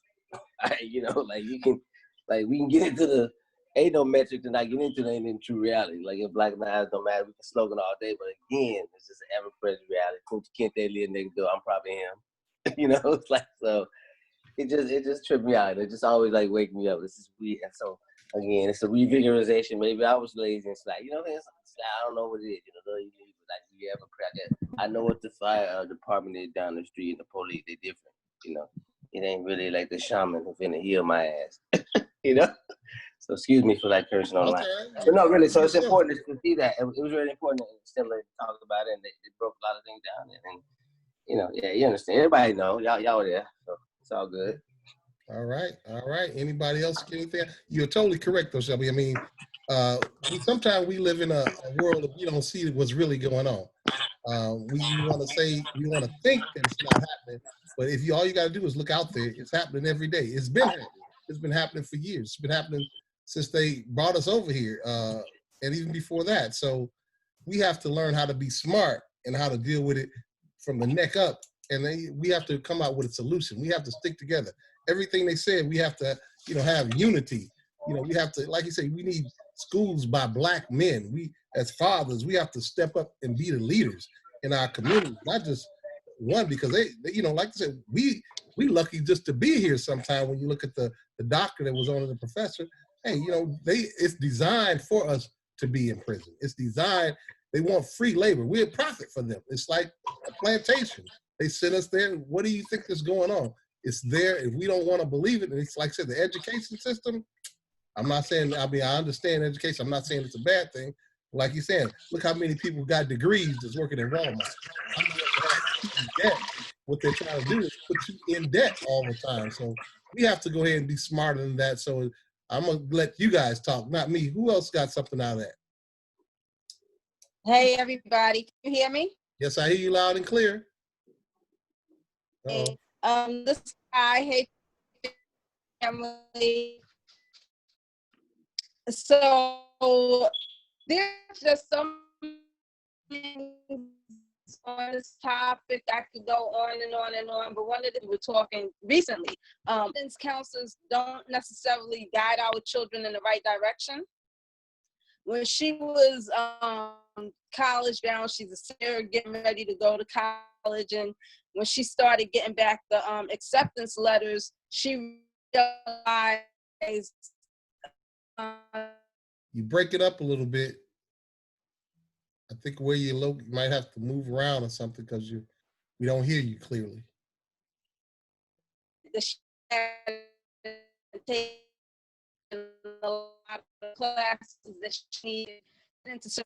Can you hear me now? Okay, now we can hear you. I didn't hear nothing you said pretty much. Okay. About now. Yeah, I hear Cloud. Better? Yes? Yes. About me, so okay. So basically when she was in high school about to graduate, she realized that she hadn't taken some math courses that she needed to get into schools that she wanted. And when we confronted the guidance counselor, he admitted that he was so just graduated that it never even occurred to him that she would want higher education. And, my daughter was, she was always a straight A student. So I'm thinking about the kids who didn't have the wherewithal to go out there and put in applications. So when we're depending on them, this is what we end up getting. And my daughter, she's a teacher now, and we were talking about one of the things that actually inspired her was that when they were in high school, one of her male friends who she was close to, she would come home from school, in high school almost every day saying, he raised his hand and the teacher acts like he's not there. So this is how our male children are being treated. So if you're in a place that isn't welcoming and they're acting like you're invisible, it puts you out there. That young man ended up shortly after that getting arrested, going to prison. But that inspired my daughter to be a teacher so that she could be the one teacher, one of few teachers that's there to help our Black children to give them proper guidance. But, we really need to create a village of Black people who are able to guide our children, whether you're a teacher or a mentor or however you could positively influence. So I just wanted to share that. All right, thank you very much. You're totally correct. You just said what the guy said on the thing. The counselors are there not to guide you in the right direction because the counselors are mostly Caucasian women who really, they see a Black man as in, he's a threat. All of Caucasians mostly, not all, I'll say the majority because some people are sentimental to them, but I'm just saying that most of the time they don't want to see us get ahead. Your oppressor doesn't want you to surpass him. That's why, like you said, the tests, they're all dictated for us not to be successful. They're predicated on us to fail. And like you said with your daughter, they told her, you don't have to worry about it. If you're a straight A student, don't worry about being that. Just go sit to the side somewhere. But inside of her, through your teachings, she said, hey, I want to do it. I want to be a difference. And she wanted to become a teacher because what happened to her in the past, she didn't want it. She wanted to be able to implement that and teach another Black youth that they can do something, they can be successful. And like you said, the little boy who was in school and he would raise his hand. I understand that. They don't even want you to answer. They won't even raise your hand for it, but they will pick on you if they know you don't know the answer. So he ends up in the system, which they already, the prison to pipeline system, as they say in 3rd grade, they're building other prisons with the cells for them already. So thank you very much for your input. Anyone else have anything else to say on that? Hi, Dennis. It's LaShawn. Hi, LaShawn. Welcome. Out of where? Tell them where you're from. I'm calling from Chicago. All right. I just wanted to say that, piggyback on what you said, that it's always been there. It's just the fact that we might not have noticed it or seen it. And as time goes on, when you are privy to it, then either you are part of the problem or you're part of the solution. The fact that this was designed from the beginning and that every single time there was a law passed that you can't discriminate, it was just another way to find another way to discriminate. And so the last way to discriminate now is money. And the fact that some people that are making a lot of money, including entertainers, are like, you know what, I'll just go ahead and take the money. And in the process, they're hurting their own race and they don't care. And they don't realize that they might not have any children, but somewhere it's going to circumvent and it's going to hurt back on them. At this point, the way things are going all around the world, even in the United States, there's no excuse not to be educated. Now the solution is that we need to come up with our own plan to be self-sufficient, because we don't have a safety net with the United States. We never did. We thought we did, but we don't. There is no safety net. We need to create our own safety net, create our own world. At this point, we need to just educate as many as we can and start creating and building our own. If you want to say our own world, then so be it. But the way things are going right now, what other choice do we have? Back to you all. All right, you're totally correct. I like what you said. That's why we have our Sierra. We're coming to you next. I see your hand is raised. So basically you're saying we have to be our own entrepreneurs, build our own schools. We have to be self-sufficient, self-reliant, rely on, like I say, be Black, buy Black, think Black, and all else will take care of itself. We have to spend our money with each other instead of spending at those big department stores or whatever the case may be. If you look at it right now, like Kelvin, he's a businessman. They basically have shut us down. Mom and pop stores aren't doing anything because they shut them down, but they're leaving the Walmarts open. Their kind of stores are open, but we can't be able to make money. And they're right. They look at us as what did you say? We look at it as gold, gold that are like with mouths, ears, and eyes. That's what we are to them, because we're going in there, we're working for free. And I've seen when you look at some of these corporations, they got the prisoners in there doing the work. They're cleaning the yard. And they even doing computers with technology now. So we are definitely gotten to the prison industrial complex, and they are sending our children, inviting them to these schools. They're prepared for it by the tests that they see. So I thank you very much. You're definitely correct. We have to do for ourselves. If we don't do for ourselves, nobody else is going to do. We still ask for reparations. You ain't getting nothing. You need to go out there and make something happen, create something like we did back in the day. We had dynasties and empires and everything else like Mansa Musa. You need to know your history. So not just this last 400 years, go back and study your history so you can see how you can evolve and have the evolution and understand, don't make the same mistakes we've done in the past in history. So Sierra, your hand is raised. Go ahead, Sierra, and go ahead, the floor is yours. Can you unmute yourself? Okay. I just want to say that I thought it was real informational. I actually watched it with my daughter so she could kind of see what it is. You muted yourself out again, Sierra. Sierra, let me unmute you maybe. Hello, Sierra. Okay, let me see. Okay, I hear you now. Can y'all hear me? Okay, my phone started ringing. I had to do something. All right. Okay, I was watching it with my daughter because I think that is very, very imperative for what I like to say. I teach her conscious, for a woke mind to start kind of embracing that on the youth. Like I remind my daughters every day that they are the future. There's not much that we can do right now, but teach them. And then they have to produce the offsprings, and they have to strategize and use this information, this knowledge that we're talking about, buy Black, thinking Black, all of that. They have to utilize that. And so in order to protect that, they have to be able to see and understand what is being brought against them. My daughter is so hurt, she can't go to middle school. You understand? But to watch something like this, because mom's going to homeschool, but to watch something like this kind of puts things in perspective for her. She understands that, okay, my social life will come extra. It will come after that, because that's what she's going to miss out on. I'm finna learn much more, you know, the things that I need to know, that I need to build, you know, kind of build up this Black Wall Street, as I like to, you know, tell her all the time. And so I think it's imperative that when we have family gatherings, that we get our youth together, whether it be like our nieces, like I will be portrayed as a niece in my family because all of my elders is my aunties and them. But it's those men and women, when we get together at family time, that we take that time not only to be thankful that we're together, but let's talk about real life stuff.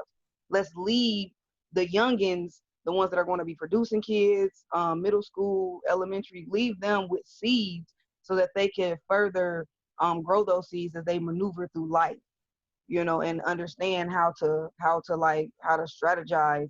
And so when I was watching it, I was actually trying to like come up with a curriculum to implement some of these things about us to kind of help my girls and my son to grow up to think like, what can I do to make my people better and never leave us isolated. A lot of times we forget about who we are, and we'll get so caught up in making a bigger purpose that we'll vote on some stuff to suppress our own and don't even realize that that's what we just did because we lost focus. And so I think the main thing that we have to do is utilize family gatherings. Like, I get on people's nerves, but all the knowledge that I have to me varies around our diet, you know, how we eat.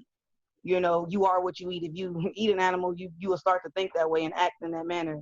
And so I use that to correlate that to our ancestors and where we come from and how we are, and I correlate that with the science, with who we are and how we are connected to this universe and how we are energy, you know. And you put all of those pieces together and you have regular family conversations about it. We joke about it, we make games about it, and right now at this point, that's the only way I can see a change. Like we are the martyrs, the Martin Luther Kings and the Malcolm X. They couldn't see what was to come, but they knew if they didn't do something, then it was going to be bad. And so therefore, I feel like we have to do the same thing with our children now and with our nieces and anybody else, like even girls and women, men my age. I always bring this up as conversation. To me, talking about hair is pointless. But when we're talking about real things that stabilizes, if we're talking about how to build a hair industry, let's talk about that. I don't care how good your lace front look. Who did you buy that from? Where can we get that from? Was that bought from a Black person? If it's not revolving around that, then it's pointless conversation. All right, all right. Thank you very much, Sierra. You hit on a bunch of points, you know, and I commend you, first of all, for homeschooling your children and watching this program with your children. That's what needs to be going on. We all need to be doing that. iPad, I'll be right with you. You're next. You got your hand raised. I appreciate it. Sierra, thank you very much for, you know, passing this on generation to generation. Just like you said, in the prison pipeline, they're going generation, 3 generations in the prison system. That's by design. It's not by accident. That's by design. So I appreciate you teaching your daughter, your sons, and then I know since you're teaching them, you're also passing it on to others. So I really appreciate that and what's going on in your energy, putting it out into the universe, and you are definitely correct.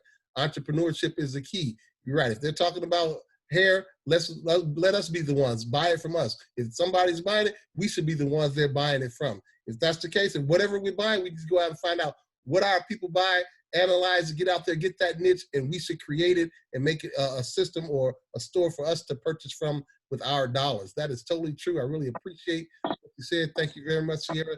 And I see the iPad over there. You have your hand raised. You can go next. Hey, everybody. This is Shuna. Hey, Shuna. Hey. This was kind of deep for me.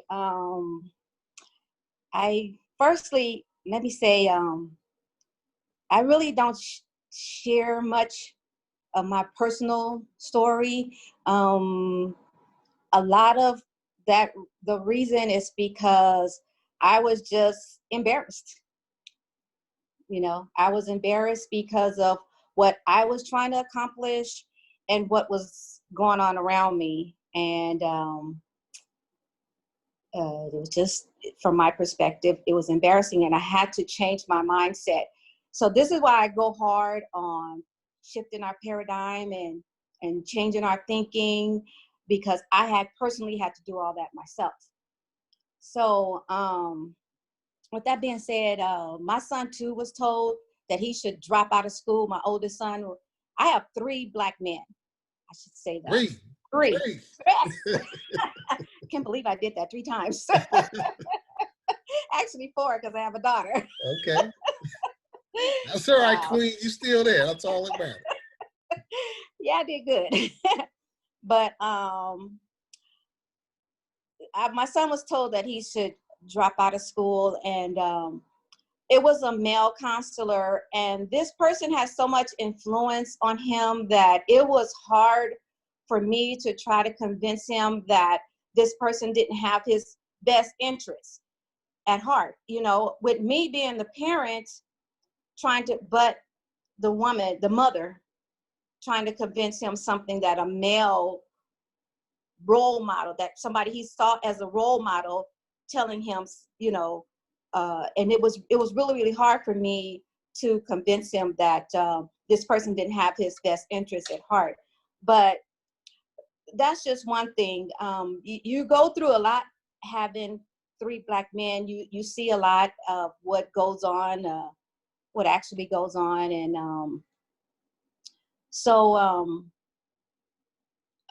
with that, I wanted to say that I'm a little, I don't talk about this, so you guys go ahead, get it out. Get it out.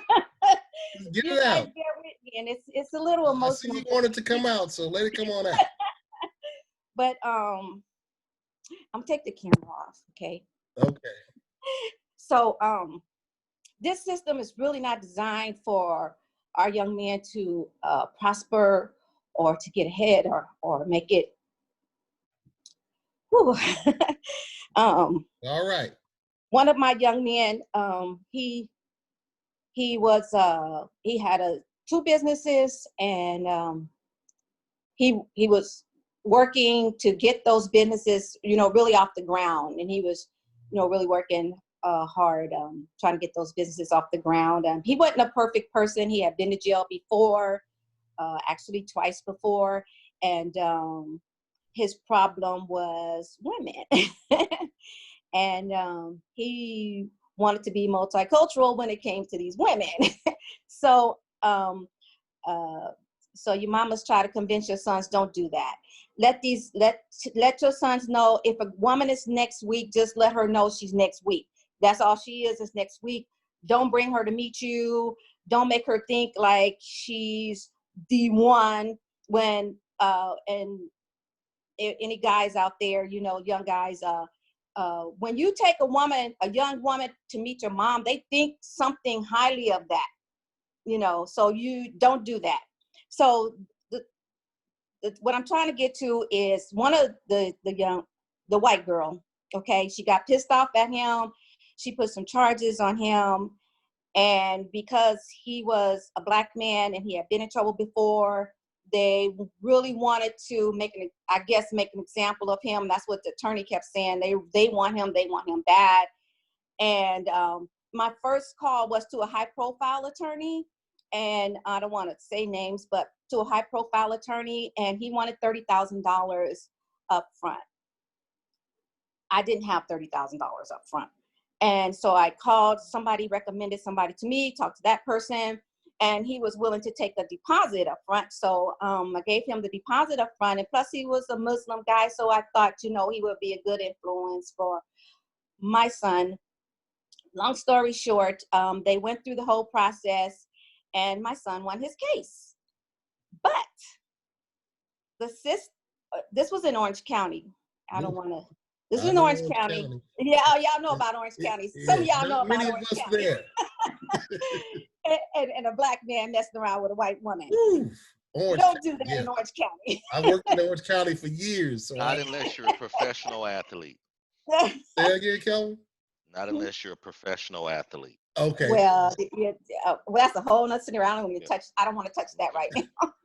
But long story short, he won his case, but they were like, we're not going to let you go.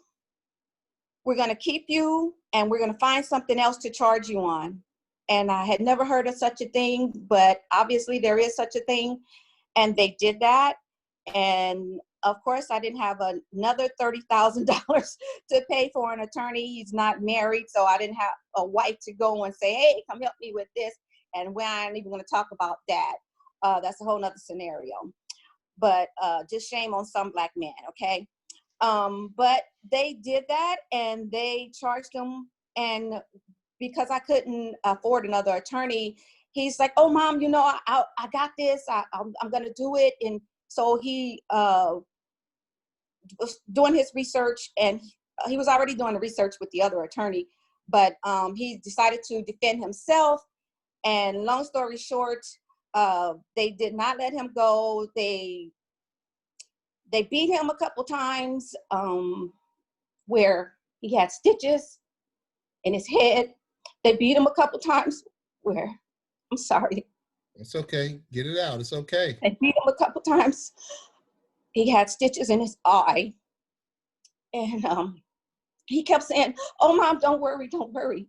But it's hard not to worry. But anyway, in the end, he ended up with 35 years. Did you say 35 years? 35 years in prison. And so, oh my goodness. My son is in prison for 35 years. He has a son. When all this started, one of the other girls was pregnant. She was like angry with him because of all of this that happened. And so I've never seen my grandchild because of her being angry. So it was just a domino effect, because it took money out of my pocket. It hindered me. It hindered my business.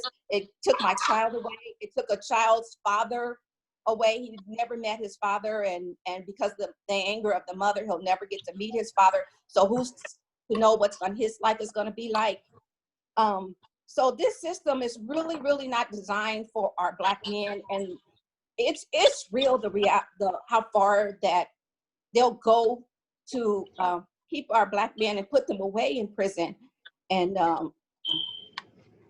so you guys should be aware of that. Okay, that's it.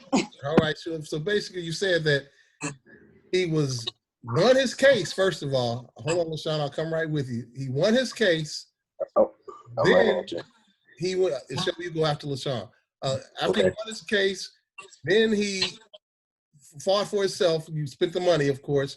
And after that, they convicted him because he was with a Caucasian woman. And I understand how that goes. As long as, you know, the other race, you have a problem. I have some family members that dealt with that as well.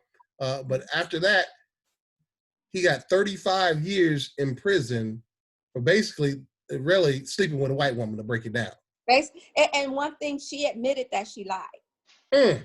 And she admitted that she lied. So this prison to pipeline is totally true. Sierra, you're third. Okay, I'm gonna go ahead and let LaShawn, you go first. Go ahead, LaShawn.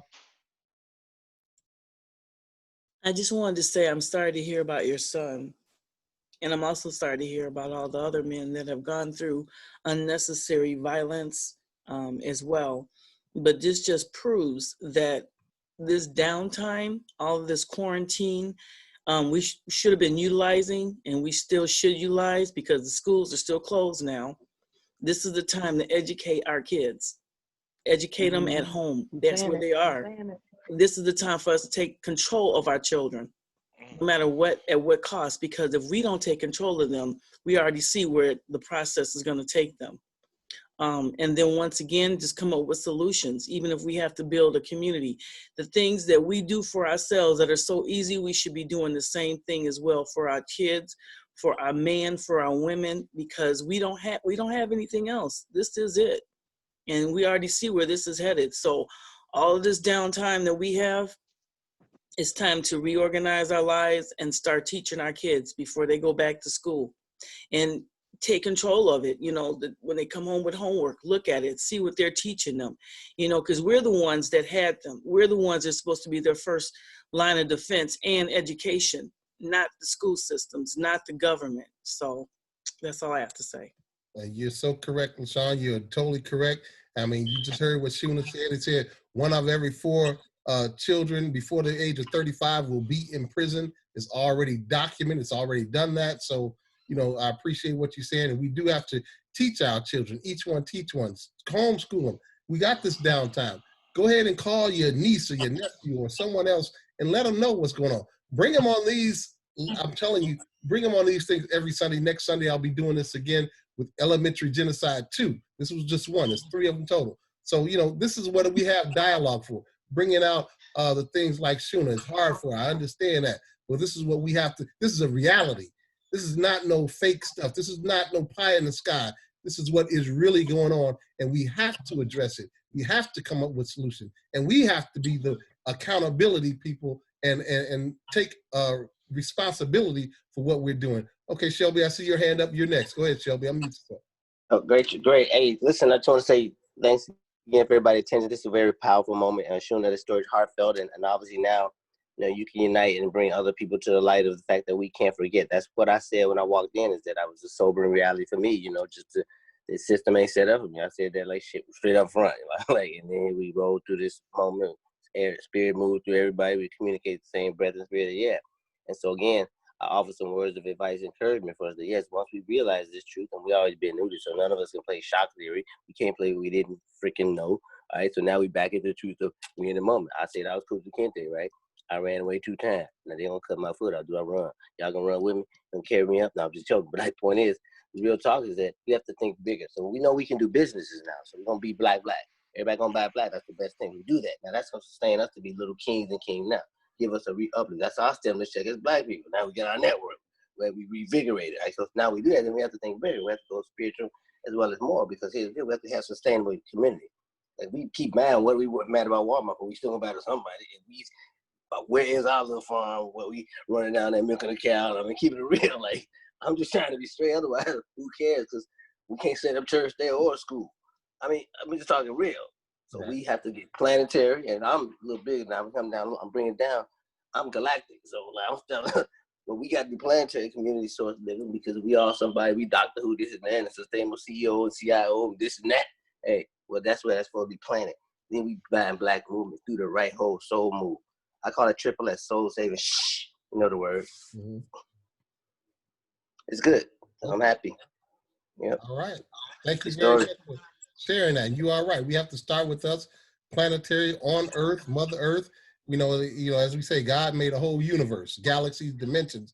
But right now, right here, we can't even get that far. We can't straighten out what we have right here. We got to get right here first. And, you know, we are all spiritual. That's what they bank on, our spirituality. And that's what they bank on us to forgive them. And they can continue to do what they do to us. But sometimes you got to get up and stand up for what you believe. Like Bob Marley said, get up for your rights, you know. Schisms, games, dying, going to heaven in Jesus' name. You know, we got to wake up, you know, smell the coffee, understand what's going on. Sierra, go ahead. Thank you very much, Shelby. Thank you. Really appreciate it. Sierra, your turn. Go ahead, Sierra. Okay, I just wanted to say that I was sorry to hear that she had the experience that I hear about those stories all the time. And so it really touched home for her to speak on that experience. I hate reality checks. That's really what that was. It was another reality check. We deal with those when you're in the conscious world every day. And I do think that the schooling, educating our kids, one of the times that I love the most is Black History Month. Even though if you Black, every day is Black History. But February, I love to take the time when my children were in school to literally sit down and talk about these people that we're talking about. I like to take the time to go over President's Day and talk about John Hanson and other people who have been forgotten during the process and the building of America. And I feel like for a lot of parents who are forced, like I don't know what's going on where y'all at, but the state of Florida they just did it. They just initiated it. These children are not allowed to go back to public school unless they're vaccinated. We don't care about your religion, your beliefs, or what science says. They disregarded the whole fact that the vaccination community just lost a huge lawsuit in the Supreme Courts in regards to vaccination. So their plan is going to move regardless. So just like what that young man went through with that system, that's exactly what we're going through every day if you're Black in this system. And so I think it is highly imperative that we take everything they learn, from the math to the social studies to the histories that they're learning in school, and give them the Black side of it, because there's always a Black side. One thing I used to pride myself in college, because I took a lot of major law classes, is that these white kids don't know. They want to know. And now that Facebook and other forms of social media is telling it to them, this is why they're angry, because their best friends are of color. You know what I'm saying? The girl that they fell in love with was of color. You know what I'm saying? And so I take those moments, even in college, I take those moments to make sure that when we're talking about the criminal justice, I want them to know which presidents enforced that and how that those things became militarized. You know what I'm saying? And how those things affected us. So I think for parents that do have to work, I think they need to take a closer look at when we are sitting down with homework. And homework is more than just, let's make sure we're getting this right. Let's make sure our kids have a complete understanding. And my children have ran into moments where they went to school, and it's frustrating to deal with a teacher when your teacher is teaching you something that your mother has already taught you is to be incorrect. And you're trying to project that. And at the same time, it's frustrating for me as a mom, because I feel like the other children deserve to know this as well. And you as a teacher are violating your right, because you have failed to acknowledge that the child was correct and then correct your teaching. I'm not saying that you should be looked at as wrong, but correct your teaching now, because it has been brought to your attention. And they get so strung up on that whole power cycle, you know. So I do think that is very imperative that we bring in the things, the knowledge that we have with our children right in school, for the busy mothers who don't have time, or busy parents that don't have the time to sit down with their children and homeschool, like I've been blessed to do so. All right. I just wanted to add that. Thank you, Sierra. I'm gonna go ahead and I see Kelvin's been waiting in the wings right there for a minute. So thank you for everything you said, Sierra. Really appreciate it. And yes, we do need to educate. We need to go out and create things and have our own businesses, is basically what you're saying. And by education, it doesn't mean the education by what the school system is doing. It's self-education, self-taught, self-improvement, self-determination. Go out, and even with business, you have to always be self-educated, find out something that's self-development, and do those things. So thank you very much. Okay, Kelvin, to you out in California. This was a tough one for me, man. Woo, this was tough. I mean, tough. And then listen to everybody talk. That's even tougher. We all went to school. We all know the people who were heading for jail and who wasn't. You knew who they were. You know, some people had 2 parents in a home and they were still buttholes. Okay, I'm gonna get off that for a second. I'm gonna address the Sierra, what she just said. I was taught this. Whatever the teacher says, you're just trying to get a grade. Just give her back what she says, because that's her ego. She wants to hear what she's teaching. You ain't got to believe it. Just write it down, get the grade, and move on. Okay, now that's what I was taught. Now, I went to public school, private schools, all this other stuff. And I remember I went to military school when I was in the 3rd and 4th grade. The education was so well in the 3rd and 4th grade. And these are the education that these white folks is getting. I just happened to be a military, so I got it too. My first year in college, I was like, man, I got this in the 3rd grade. And I'm like, wow.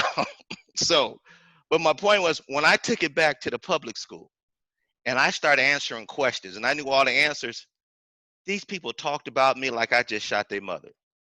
I mean, my own students, my buddies, my homeboys was upset with me because I knew all the answers to all the tests. That day forward, I never let nobody, my friends, know how smart I was. I just kept it to myself. You know, and we're killing ourselves is the point that I'm trying to get across. And I hear every one of you ladies say, I don't know what happened, but I don't know why the father was not there. Now, my mother and father were divorced, but my father had a presence to where he scared the hell out of me, no matter where I was or where he was. So my dad lived in Hancock Park. lived in a $5 million house, and I lived with my mom, and sometimes we wondered where our next meal was coming from. But I preferred to live with my mom than stay in riches with my dad, because my dad was an asshole. And that's the problem, the dads. Okay, I have a friend of mine that I met at church, was on death row. Told me that he used to shoot guys in the face point blank, put the gun to their head and shoot them right in the middle of their forehead.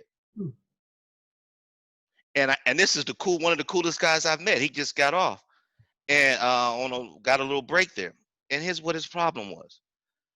Mom had 3 or 4 different daddies.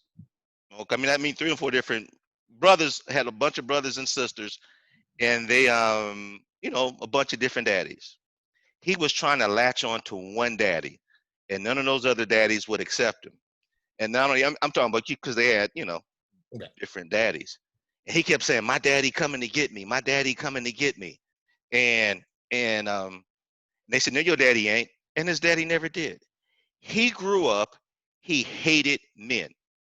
He said, "A man cannot talk to me." He said, "I'll put a gun to his head as soon as he said 2 words to me," because he was upset the way the men treated him and the way his father treated him.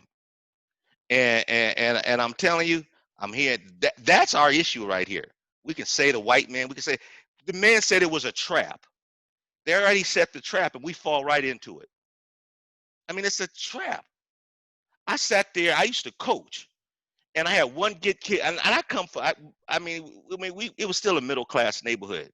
If you guys know anything about LA, the city of Carson is where the most middle class black people lived, and and they still try to gangbang in that place. But there was a little guy named Wally. Wally was the smallest guy in the group, and I used to coach him in football. And I was still in my 20s. And I said, "Wally, let me come talk to you." And Wally had an attitude, "Man, well, cuz, you know how that go." I said, "Okay, Wally, whatever." I said, "Wally, you're messing up. You need to stop hanging out with these guys." "Man, you know what? I'm going to be with the people I love." "Yeah, well," I said, "Yeah, well, they don't love you, Wally." "Yeah, but these my homies. They got my back." Somebody did a drive-by. Wally was the weakest one in the group. They blamed Wally. Wally got life in prison. Okay? So what I'm getting at, the problem is us, man. The system, if you know the game, don't fall into the game.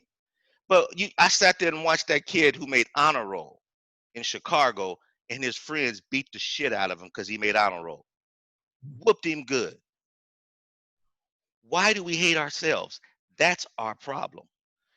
First thing, I understand we black and we come from kings and queens, but I'm better than that because I came from God. God's DNA is in me. So if God's DNA is in me, then I am a God also. Now, I'm not big G, I'm little g. But see, we got to let people know who you are, who you really are, and maybe because I'm different. My dad, he told me that when he was 3 years old, they found oil on the land, and the white people ran the whole family off the land. He turned around and became a millionaire anyway, and his family. Now imagine, he was 3 years old when this happened. His family thought that, I'm talking about the cousins and the other stuff, they thought that he went back, struck a deal with these white folks back when he was in his 30s and got that oil money back. No, he got involved with real estate, but now the family don't talk to each other because of something that's stupid. See, we have to do what we talked about here. What's that lady's name who had the son who had the issue? Did she get off the phone? Yes, Sooner. Okay. See, this is why we have our Men of Surge group. See, because there need to be some people that we can go to who has the money to help this lady out of her jam. See, we have to stop trying to get these stupid jobs. When I heard there and said the guy said they got out of prison and they can't get a job, good, because they can't stop you from being a business owner. They cannot stop you. That man that we met in New York, who started his own shoe company, got out of jail, started his own business because no one would hire him.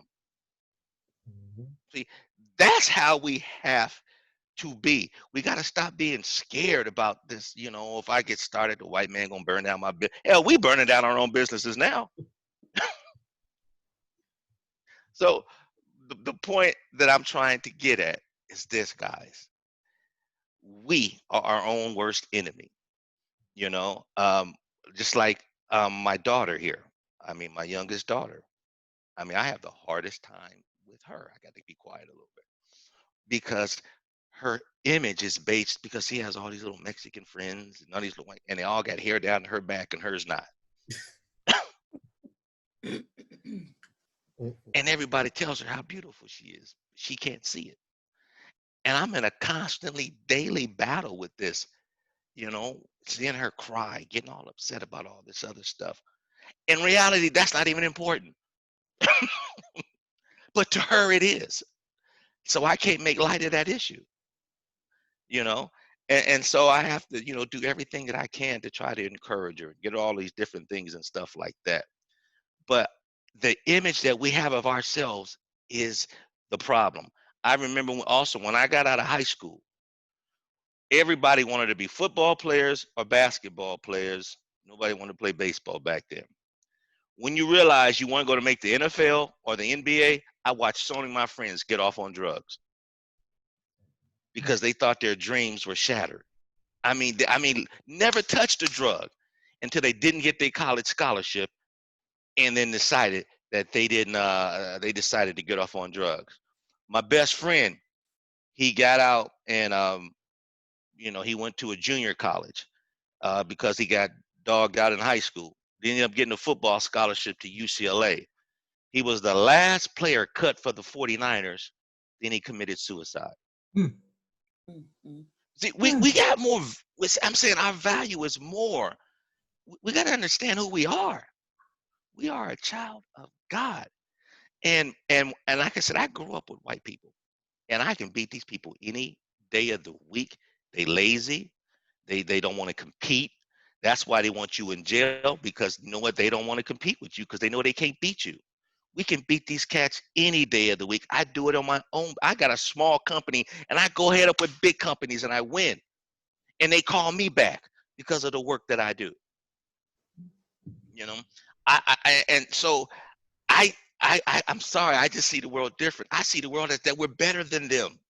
We just need to know it. We are. That's why they don't like us. They didn't want us to get into the NBA because they knew we were going to take their jobs. And guess what? We did. They didn't want us in the NFL because they didn't want us having black hair. You know why they didn't want a black president? Because they know goddamn well he was going to do such a good a job that we're going to have 3 or 4 more. And that's why they put this nut in the office. They settle for anything. So we got to start telling people who we really are. You know, I mean, I love history. I love history. I love it, love it, love it. I don't give a goddamn. I don't need to know about what these people did to make me move forward, because none of them suckers gonna pay my bills. So the only thing is I need to know what I can do. Okay.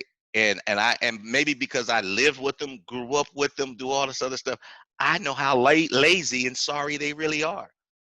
They really are, people. If you really get to work with them, you'll understand. You know them, Dennis. Yes, I do. I'm telling the truth. You are telling the truth. We are so much better. I sat back there and I'll sit there. Man, I go there and do a job, and I look at this and I said, "What's that?" Oh, that was the last company came in there. I said, "They left a mess like that?" They said, "Yeah." I said, "And you paid them?" And I'm talking ADT, a big company. I come back and clean up their mess.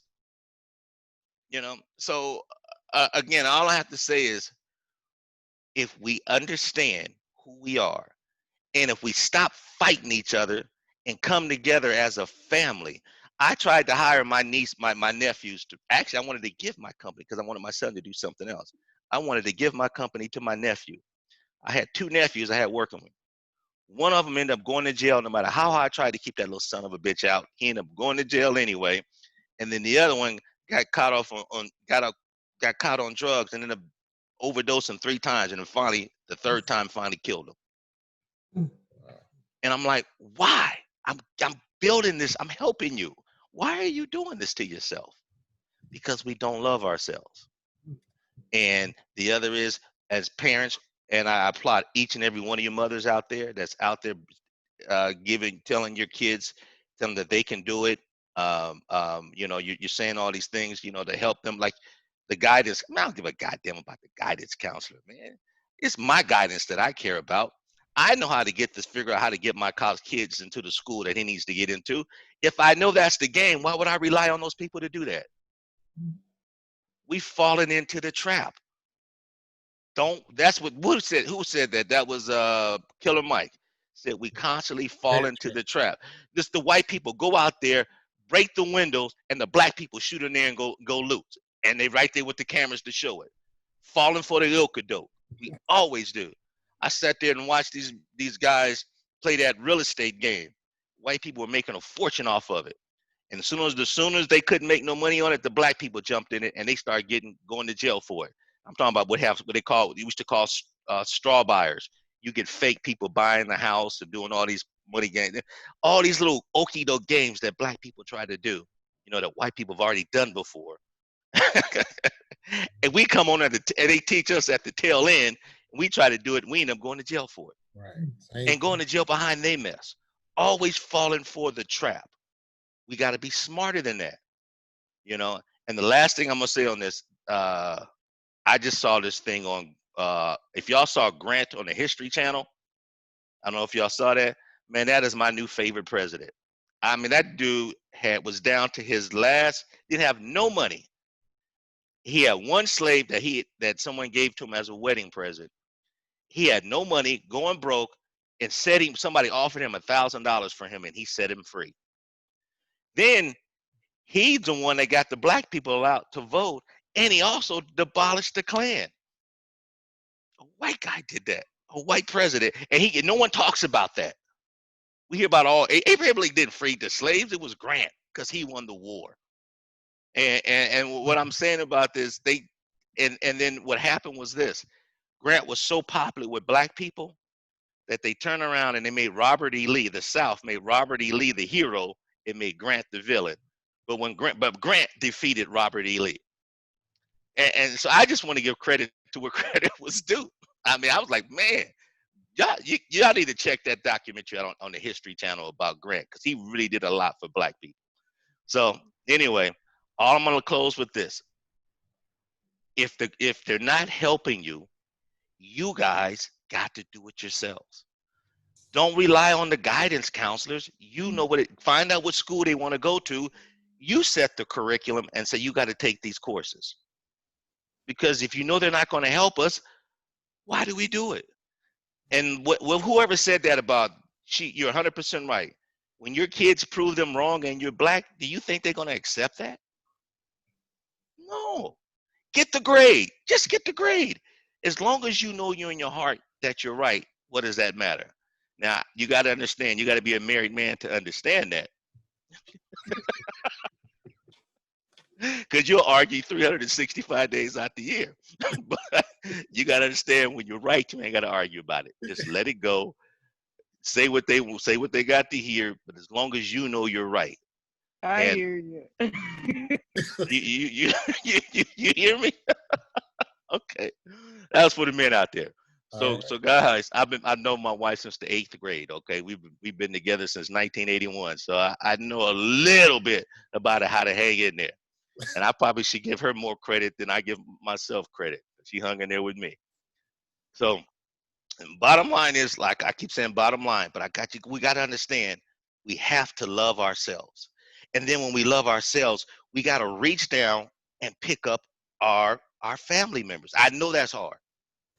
I know that's hard. I know it. I bought some rental property. I had a family member do the property management because that's his business. He paid everybody else's, but didn't pay mine. I ended up losing the house. A family. Okay? And I still talk to this person. I could have had him put in jail. But like, bump it. I did it once. I'll do it again. Sometimes we just got to learn how to just forgive. I know that I'll never do business with that person again. But the thing is, we got to learn how to forgive and help each other.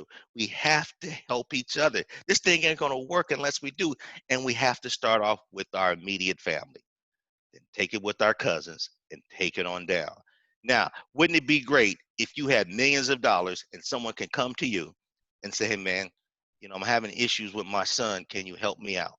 And you'll be able to help that person out. Meaning that when she ran into trouble, it was sad that she didn't have a family member that she could have went to.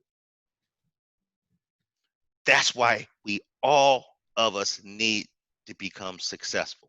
That's why I love the business that we have, because we can help each other become successful. And again, we know the trap. Let's just not fall into it. And matter of fact, I'm gonna say this: when there was one lady, I tell you, I love the ladies because they don't play. There's one lady out there, and them white people open up the door, and they started to go loot, and this black said, "Get your asses out of there! Don't you know how bad that makes us look?" And she came and she fussed, and every person walked out of that thing and didn't take nothing, because all it took was just somebody to stand up and sit there and made sense.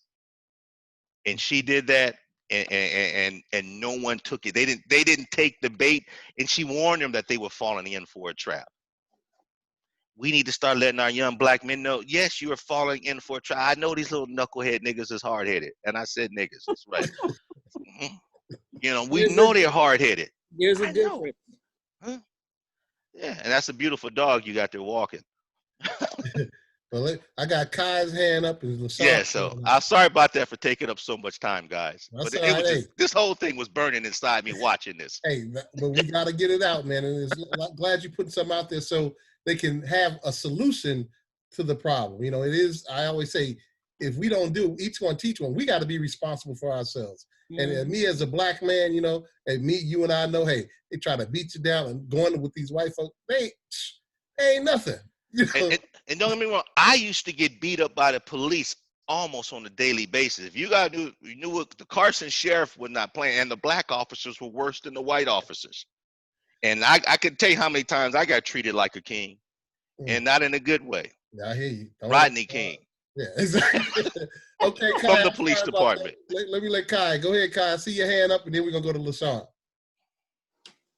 Hey, so this has been like a great conversation. Everybody's adding a lot of jewels, and I just want to speak as a black woman. I think that it's really important because we are the ones that raise the children at home usually, and the mom is the first teacher that we start shifting a lot of things and coming together, you know, in the sisterhood so that we could build with each other, because each one of us have different strengths.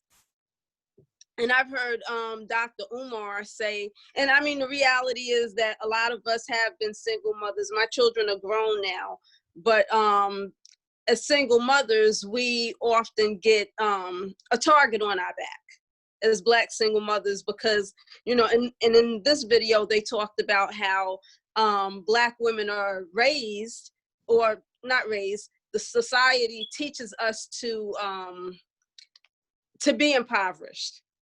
And it is a system, and we have to realize that, you know, one of the things that I had noticed in my neighborhood growing up was that a lot of young people, when they turned 18, their rites of passage was getting their own benefits card with public assistance.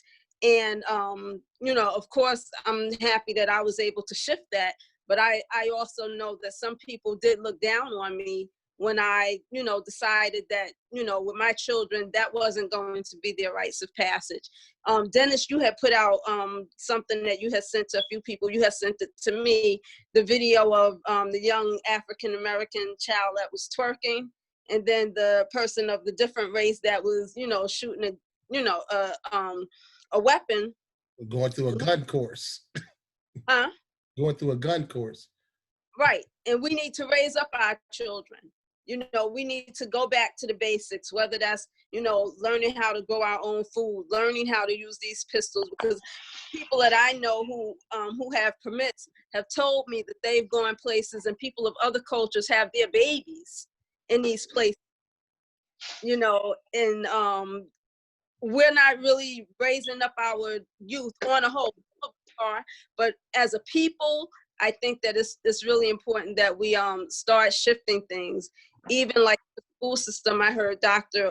Umar speak on, if you're a single Black mom, don't let you know that you're raising that child alone, because they know if you're single, you're not going to have the time or, you know, everything to be totally focused when they come after you, because they, you know, they use that, okay, that's just one person raising all of these kids by themselves.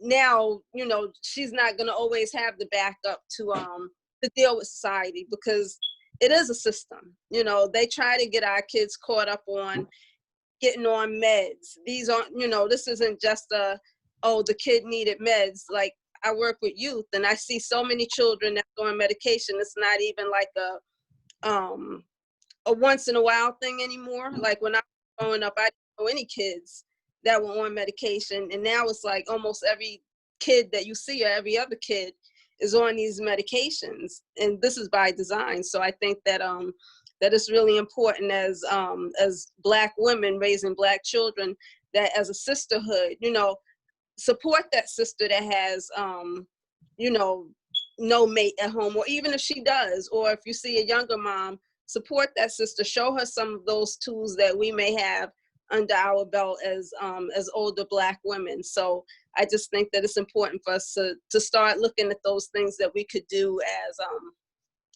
as mothers and as a people, you know, building our wealth, learning how to pool our money together, because like it was said, when something happens, we need to be able to tap into our own resources so that we aren't getting caught out there, because they know what they're doing.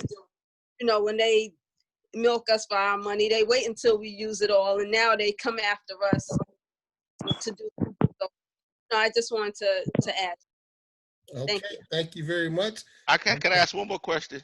Okay, LaShawn, where's Big Mama? Go ahead, and then Sierra, but go ahead real quick. Where's Big Mama? Where's Big Mama? Okay. Where's Big Mama? Yeah, that's true. Is there a Big Mama anymore? That's what we're missing. Big Mama 35 years old and a grandmama now. Okay. Well, we're missing Big Mama, but we're missing the men before we're missing Big Mama. That's the Thank first you, one. David. That's the first one. Y'all heard me say that first. Get LaShawn up. LaShawn, you there? Yeah, I'm here. Okay. I just wanted to add that what I got from this was that from the time, I mean, we're talking centuries, over 200 plus centuries, even 3-4, that this has all been going on. So it's not like something that's brand new. The other thing that this tells me is that we here know what's going on, but we're dealing with people that have been brainwashed for centuries. We're talking for all of their life, they've been brainwashed. That's a hard thing to deal with, to overcome, to try to educate them, but we can't give up because we know how this is going to end. The other thing I wanted to say was that I have seen this in other families, and for dads that have young girls from the time that they start to be young, show them what a date should be like, what they should actually be treated like on a date. And if their fathers are the ones that are showing them what it should be like, then the girl should think, okay, well, I'm not going to accept anything less than what my father taught me. Right. And the same thing for mom. Mom should be taking their sons out and showing them how they're supposed to take out a girl and what they're supposed to do on a date, and what kind of woman they wouldn't want to take any less of. But it all starts from us as a family. And like I said, we're dealing with centuries and centuries of brainwashing. And so this is why all of this is going on, because we've even separated amongst our own nationality between the colors, the various colors that we are. And we've been brainwashed to think that the darker you are, the worse you are, the lighter you are, the better. It's all designed by brainwashing. The last thing I just wanted to say is that the National Guards has been activated for Chicago. Oh, okay. Well, that's part of the plan. You know, like I said, if that's what they do, they wait for you to stay inside and jump out there and do something. That's what they want to do. Martial law is where they want to be. And as Sierra said, I think inject you with the vaccine. The vaccine, that's next. So just know that's what's coming. Why are you marching at night? This is all a control. March in the daytime. Shout out before I go. All of this is just a controlling plan. That's all it is. March in the daytime. Yeah. So you come on out at night, you know you up to no good. Right, Sierra, your turn. Go ahead, Sierra. Okay, I just kind of wanted to I got a couple questions here as well, but I did wanted to piggyback off of what LaShawn was saying, and I'm not going to lie. One of the things that I feel like I face today is that I show my girls exactly how a strong woman should be. From the way I carry myself to the verbiage that I use to the things that I talk about to the things that I teach them, from agriculture down to science to math to weaponry, all of those things. The problem is I have lacked the ability to find the man now to show them what they need to be expecting. So my son's going to definitely look for a good woman and my girls are going to be one. But I'm not sure that the world is going to produce something at this point that is going to be worthy of them in that same light. Because I would hate for, I feel like women are submissive. So if I raise a good woman, she going to submit. Now, if she submit to something that ain't no good, I feel like I lose her then. My son, on the other hand, might have an upper hand if he find him a queen because she's gonna mold and guide him for the best of him. And so like those are like the worries that like I deal with. But when we're talking about like teaching our kids, one of the things that I struggle with a lot is finding these resources. Like with my son, I want to start introducing this summer. We're going to learn the foreign language this summer. And we're also going to learn, I'm not even sure what I want to call it. Right now I'm calling it gym class. But what it's going to consist of is basic fitness, health, and then self-defense. From using a sword to basic things at the home. So I got an ideology, like an ideal behind what I want. But if anybody have any like references, because I just Googled the Ankh for the last 2 hours. And I be timid with my sources. I'm not sure if y'all know like maybe a reliable resource that I could go through to kind of find information so that we can start this transition, you know what I'm saying, and implement those things into my homeschool. Can I ask you a question? Are you trying to raise a martial arts teacher? Not really. Okay.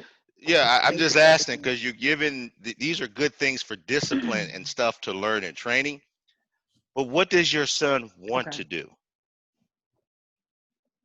I don't know. Okay. I don't know, and I want this for my girls. And we'll start expanding his mind. Start going about imagination. Put an instrument in his hand. Do whatever, but just have him come up with something that he likes to do other than, does he like video games? No, my son likes to fight. He likes to what? He likes to fight. Okay, and then martial arts are good because they teach discipline in that.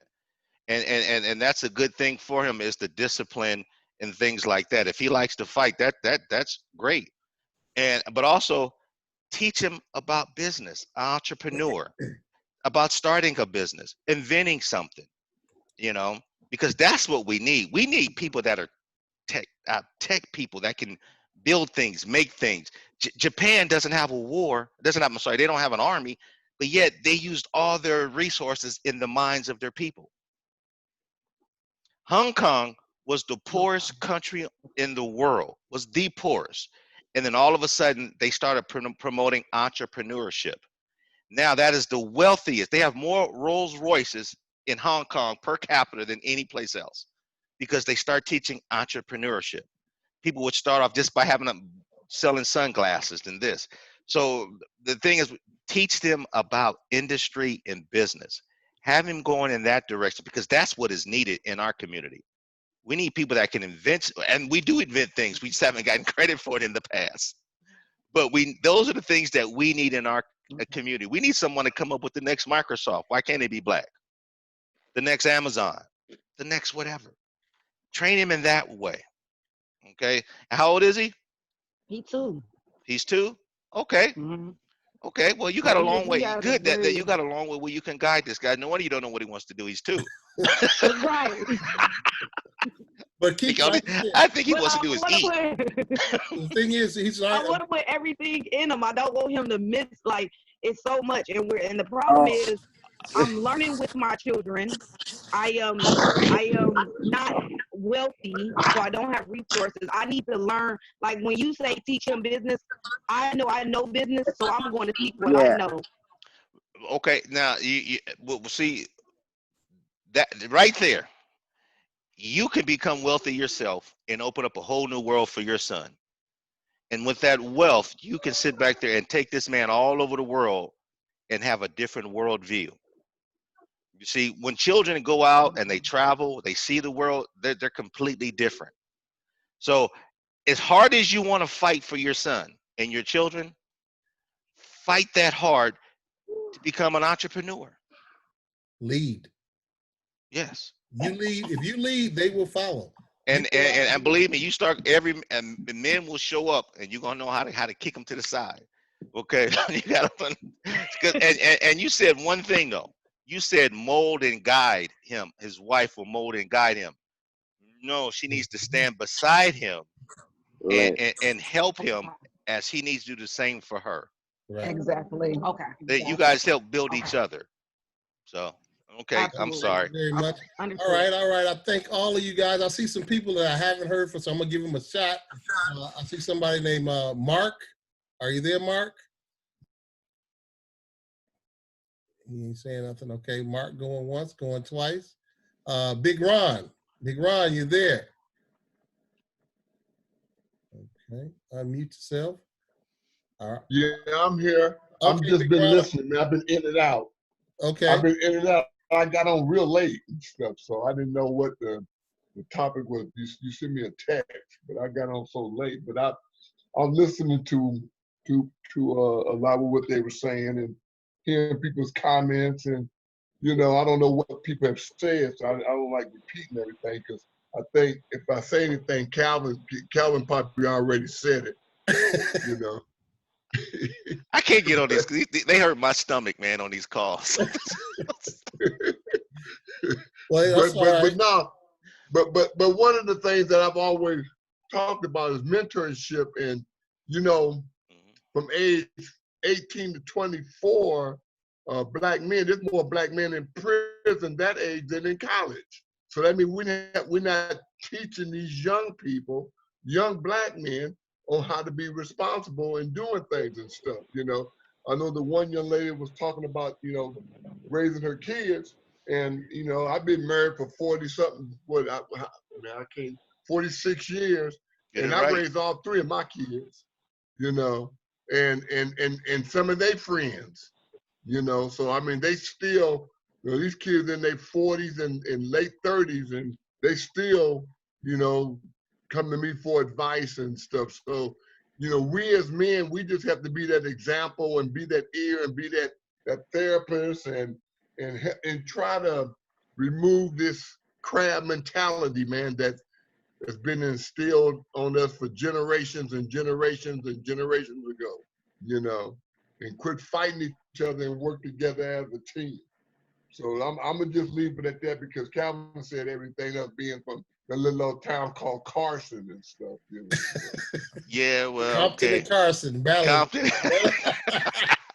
I got it. Okay, I see Nadra has her hand up. She hasn't spoke today. Nadra, go ahead, Nadra. Hi, family. I applaud all of you for being present and for watching the film and for discussing it. As a former special education teacher, I'd like to speak to the issue is so deep that all the comments that have been made are great. Yet the challenge is that when the system has you, there's got to be some other kind of intervention to solve that. Mm-hmm. And before I continue, I just want to say thank you, Dennis. Thank you, Kelvin. Thank you, Big Ron. Thank you, Men of Surge. Thank you, Shelby, for coming in. Because it's our men who are missing in our children's lives, whether they are boy or girl, in addition for the women for whom they're missing. And why are they missing? They're missing because they're in prison.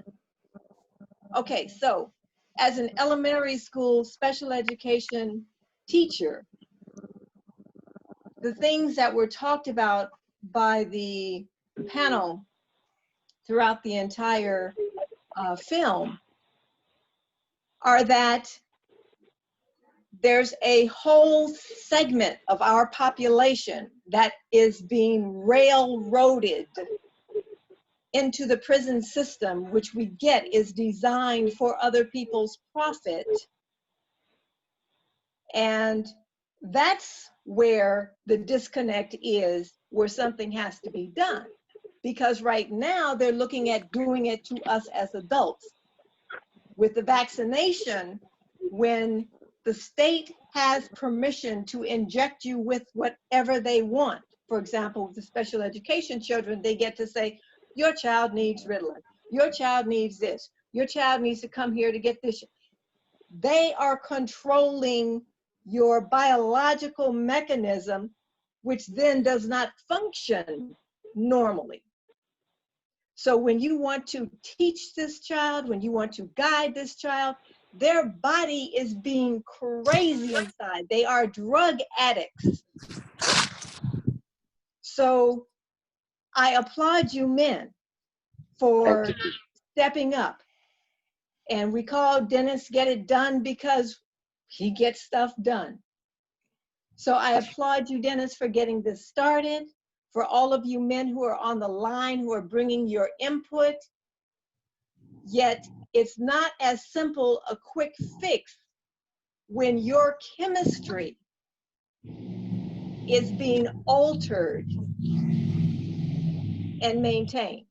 So now in the prison system, that's a whole nother journey. But just talking about our third graders, our first graders, you know, when they give you the vaccination when you are, you know, right after you're born, they already start a different process. And the hospitals, you know, big pharma, the drug companies, they're not designed to be Black people friendly unless they're trying to get some of the powerful stuff that we have from being African people. So, but isn't this like a repeat? Like this Shelby here again, Florida. We had that thing when we were young. I grew up in the '80s school. Everybody had to get the vaccine on the shoulder, the bullet hole, get the 8 dots. You know, everybody got the circle dot. I call it X-Men print. And you know, pretty much, you know, they went through the quarantine, same stuff, you know. And every 4 years they come up, oh, H9, this one, flu, swine flu, and then 4 years later Ebola. Like it was. No, we're not talking about all that. We're talking about children who are fine. They happen to be Black, but they got white teachers who, and they act differently. I get that. Yeah, I get that part. I was talking about the shot and making them come back and have to get them now. You know, they're saying you better get this. They're gonna put the whole, you know, keep your DNA strand on 2-strand mode. You ain't activate third eye.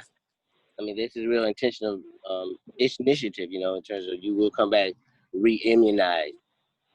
You know what I'm saying? Now, are you talking about the one that's coming or the one that these children are already afflicted by? I'm saying the one they said, the system say you can't come back and enroll until you get these shots. Right. You can't get your driver's license unless you get these shots. You can't this until you, that's a whole nother thing. No, not I'm talking about the kids. The kids can't go to school without getting this shot. About the No. We're not talking even about that. We're talking about what is already in play. So you're saying is if they have a shot for the virus and they're saying you have to take the shot, you're not going to take the shot. I ain't. Well, let me put it this way. I have done my best to stay out of the medical system for the last 40 years. And yes, I was raised in it like most of us have been. However, it is like the educational system. The medical system is not designed for Black people. Yep. That's period. Right. Yep. Now, the more, when a white person goes in and gets a vaccine and a Black person goes in and gets a vaccine, it's like we want to think, oh, everybody's getting the same thing. But that's not how it works. Yep. That's I'm gonna ask you a question. Works. And that's not how our children. Do you have proof on that? Proof on what? That's not how it works. The systematic from being a teacher in the school district for 30 years. So they're giving a different shot to Black kids than white kids. Let's put it this way. How many white children are in special education? I wouldn't be surprised. That's all I gotta say. How many are there Because compared to I'm how gonna tell many you something. black Because children? there's a lot of white people who have kids with ADT and they got all these different issues. Okay, but These white people that's a with different thing, because what they have done is they have taken that whole model and created things that were supposedly why black folks had problems, black children had problems. And then once they turn it into something that's a big deal, now white people can say that they have that, but they get the benefits from it.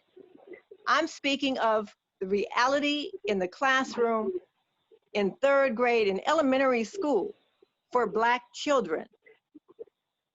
okay. This is black girls and black boys. They already have the boys pretty much down. They're working on our black girls.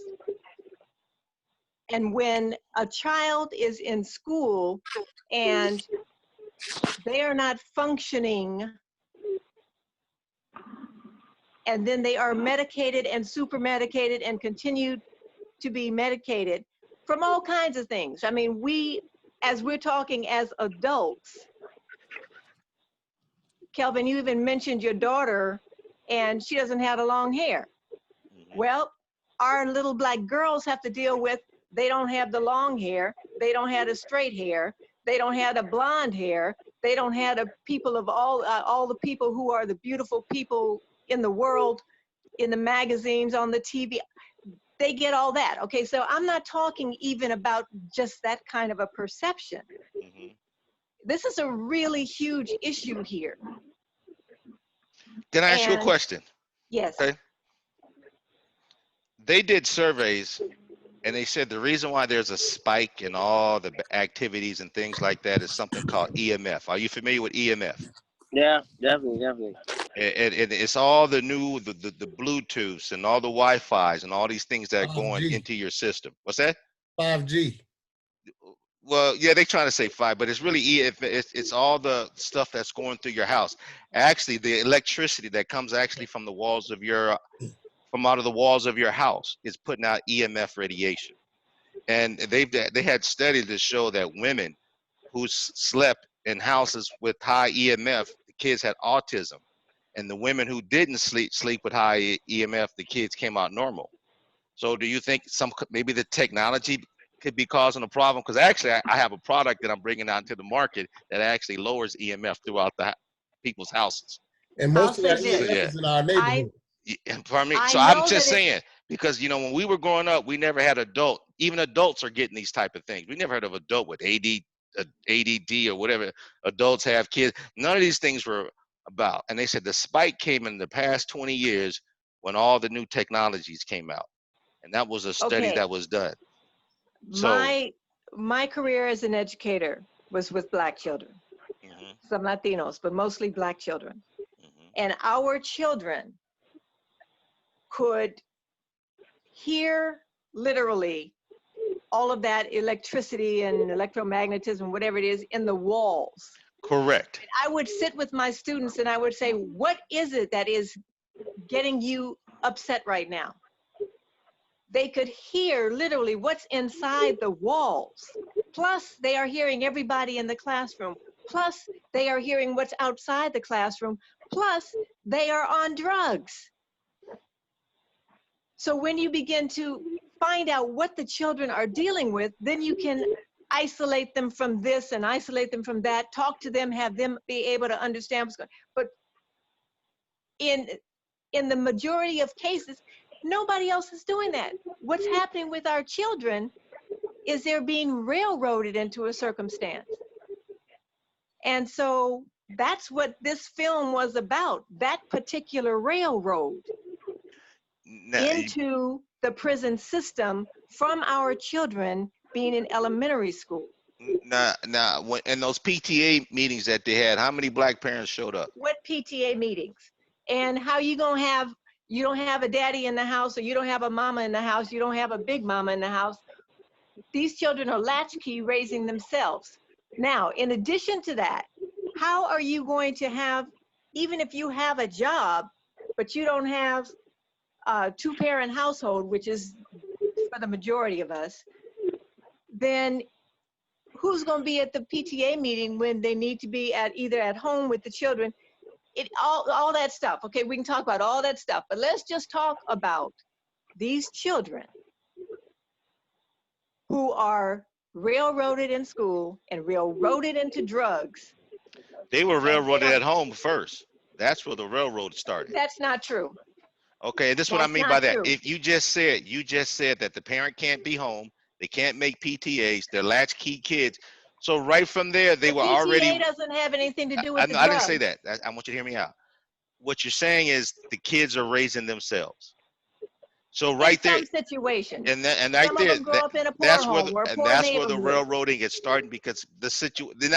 I understand that part is because now you got to have two parents in a home, or I mean, two jobs, and you're not at home, and that part I understand because now the kids don't have any adult supervision. But my point is, this whole thing is designed, and those intelligence tests are part of the railroad.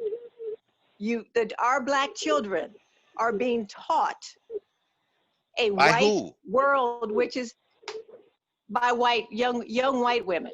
No, they're being taught by their parents. No, they're not being taught by their parents. And we're That's a especially not problem. talking 30 years ago, because we're talking about prison now and where most of our men are. And if we don't do something to correct this now, then we're talking Here's the about this thing. whole generation. I know. In the Listen, future. every friend that I got that's in jail deserves to be in jail. Every male friend that I got that's in jail deserves to be in jail. And I'm only saying the the children only that reason I'm why speaking I'm of not not in to be jail, on drugs. the only reason why I'm not in jail is because I was smart enough to get caught, but I did just as much dirt as everybody else. So I mean, but every Black guy that unless you know, I don't know. I mean, some people did get framed. I'm sure a lot of people did, but most of the guys that I know that went to jail, they deserve to be in jail. And I'm Okay, not but going to I'm sugarcoat talking that about one. the masses of our Black children Mm-hmm. who are being drugged, and then all of the other systemic things that exist is what they move into and move through, which is why this film is called The School to Prison Pipeline. And they also said it's a trap that we're falling into. My point is this. I just get tired of us keep blaming something. Okay, That's well, all. when this next vaccine comes out, you watch it, okay? Because I'm all going to there the with white you in neighborhood and terms take of mine, but go economics. ahead. I believe we need to do the whole economic thing. That's what has been a problem forever. Yeah, I have this discussion all the time with Black people. They call me and they say, "Are you going to take the vaccine?" I said, "Yeah, I'm going to take the vaccine." Great. And you know, I ain't had a vaccine since the military, so I don't, take a flu shot or anything. I'm not taking. I don't take flu shots. Yeah, I don't take it unless it's needed. I'm not taking it. Period. If it's me, I'm not doing it. And I'm gonna tell you something. I had a friend of mine died from covert a month ago. Mm-hmm. Okay, and and we take it, and I had 3 of my friends got it, and the one thing that they told me was, people are taking this darn thing too lightly. He said, you do not want that thing.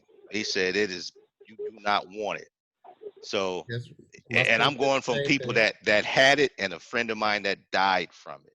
Okay, but when you talk about something that was written in a book in the early 80s that's going to show up now, that now shows up, that's systemic too. I believe it's there. I believe it. My father, I used to sit back there and believe that white people, because I always felt I was superior. And my dad told me, this. He said that a friend of his died, and on his deathbed, he apologized to my dad. And he told him this. He said, my job was to bring down the Black race. And I did everything I could to keep the Black people down. I was shocked to hear that. I'm like, what? People are actually thinking. So I actually believe everything everybody's saying. That being said, I'm so much better than them, I don't really care. It ain't gonna stop me from doing what I got to do. And I'm hoping everybody has that same mentality, because the bottom line is the human spirit is stronger than anything else. But we're not talking about you as a grown person. We're talking about kids. We're talking about the baby, because guess what? It's what I do that can help the babies. Yes, and I'm counting on it. See, it's what I do is the thing that I'm trying to do with the men, is that we can go back and we can reach that. I couldn't reach my nephews. He went to jail. He still went. I tried, but I couldn't. That doesn't mean I'm not going to stop. And so I'm going to still talk to all my nieces, my nephews, my cousins, and all this other stuff. And I talk to kids on the street all the time. And these are things and that I'm gonna hold you to it. And I I'm gonna plan ask you to go further. I'm gonna go as far as I can, because I'm gonna tell you something. Kids like stuff. So if they see me driving a Bentley, they're gonna say, when I used to pull up in my Mercedes, kids would go, "Hey man, what did you do to get that?" Now everybody got a Mercedes. You got to go to another level. You got to go out and get you a Bentley now for the kids to say, "Hey man, what you doing, man? I want to be like you." You know, I mean, they keep raising the bar. That's just the way it goes. But you know, I'm in it for the long haul. I wanted to be a lawyer growing up because I couldn't stand being beaten up by the cops, and I wanted to be a civil rights attorney. And they did the best thing they could to keep me from becoming a lawyer. They gave me when I went to they gave me the worst law teacher. I couldn't stay awake in the class. I was like, I couldn't take it no more, and I got out. You know, so that's how committed I was, I guess. But the point that I'm trying to get across is we all have to stay in the fight. Who said it was easy? We always complain and we always say this. We know that's a problem. That's why I like working with Dennis, because Dennis don't care. He's just like, we just gonna get it done. We know it's a big task. Right. I ain't caring what it is, the obstacle or whatever the case may be. Like I told you guys before, I've been to war. 12 of us against 1,000. We coming back no matter what. What do we have to do? Whatever it takes to get it done. If we keep going on what they think and what they want, we defeat ourselves. We are the strength. We know we are the power. We know we are better. So you know what we do? We can collaborate. And the one thing that we haven't done is unify our dollars together. And when we do, like you said, you know, you get a Bentley, our children like Bentley. I'm not saying that's the best thing in the world to do. No. Now, if you got a hospital, you got a ship line that's going to Africa, you got your own planes. Now that's making a big difference.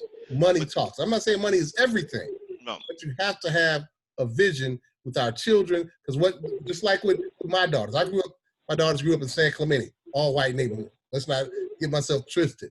But I told them, they used to go outside and the people would throw beer bottles at them when they 6 or 7 years old, out the car, boom, boom.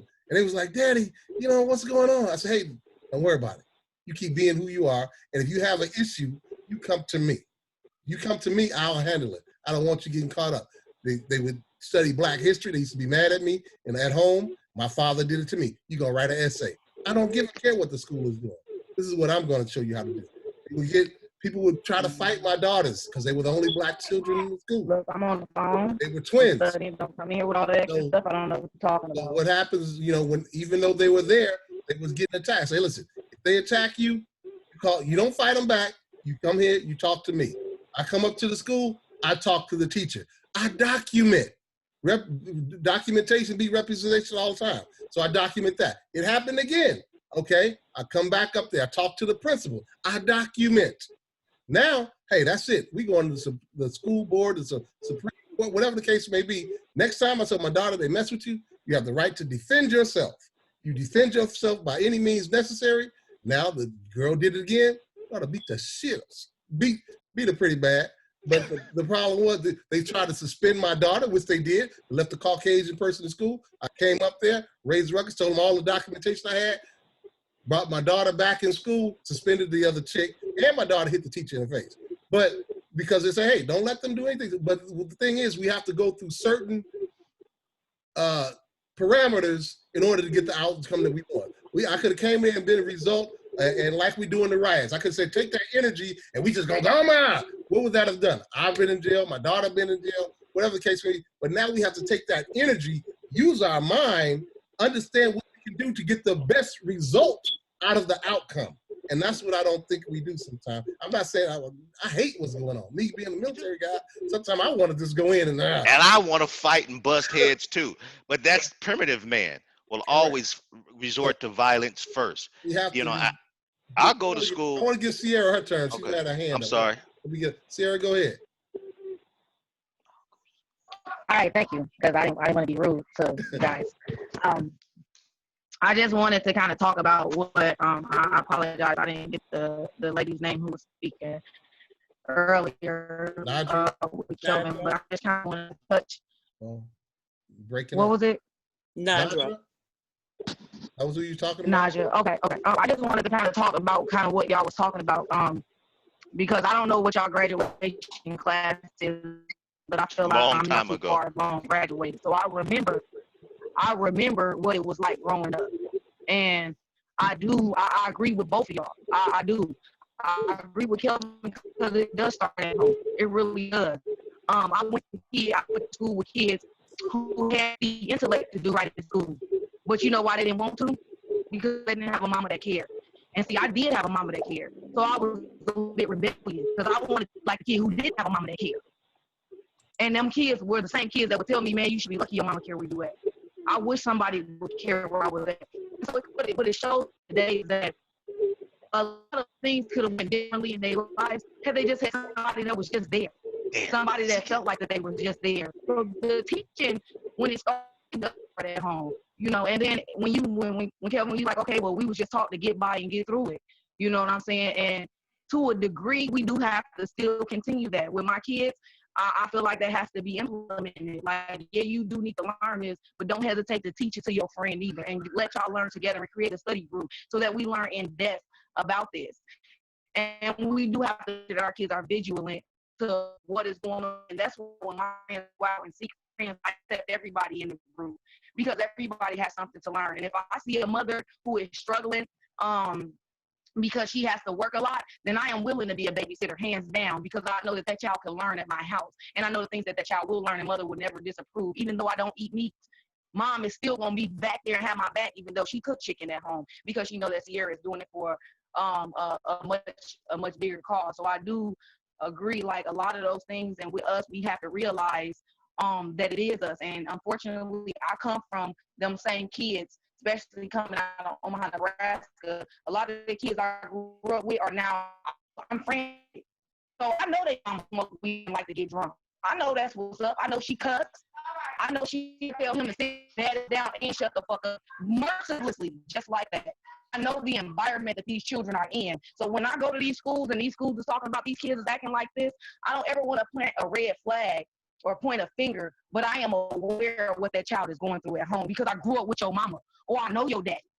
And one thing I do know about parents is their parents are still conditioned. They're still submissive to the westernized way of life. They're not woke to this and they're comfortable within that. They're comfortable state, which makes it even harder to break.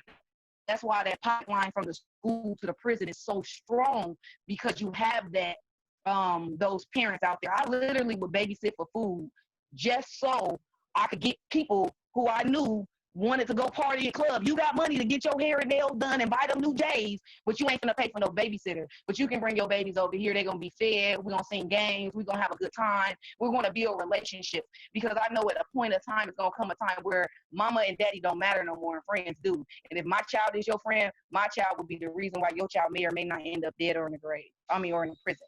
You know what I'm saying? And so that's the thought I feel like that comes with when you're talking about like that prison, the pipeline, and we're talking about how we have to first take accountability for ourselves. He's absolutely correct. We caused this. We are the reason. Like, yeah, they might be leading the boat. They might have built it, but we sure put that system to work. And so we have to understand that it definitely starts at home, because a lot of the malicious stuff I did when I hit the streets when I was a kid, I always had my mama in the background with her pro-black activist self, because my mama was the one that they told was stupid and would never make it nowhere, and she was impoverished and all of these other horrific things that could happen to people back in the 60s when she was growing up. You know what I'm saying? But she instilled enough in me for me to go out there and be like, okay, I was just a better criminal, shall I say. I did things in a smarter, strategic type of way. So yeah, I got my dirt, but I got away with my dirt. And so when you say like you got people that's in jail because they deserve that, you're right.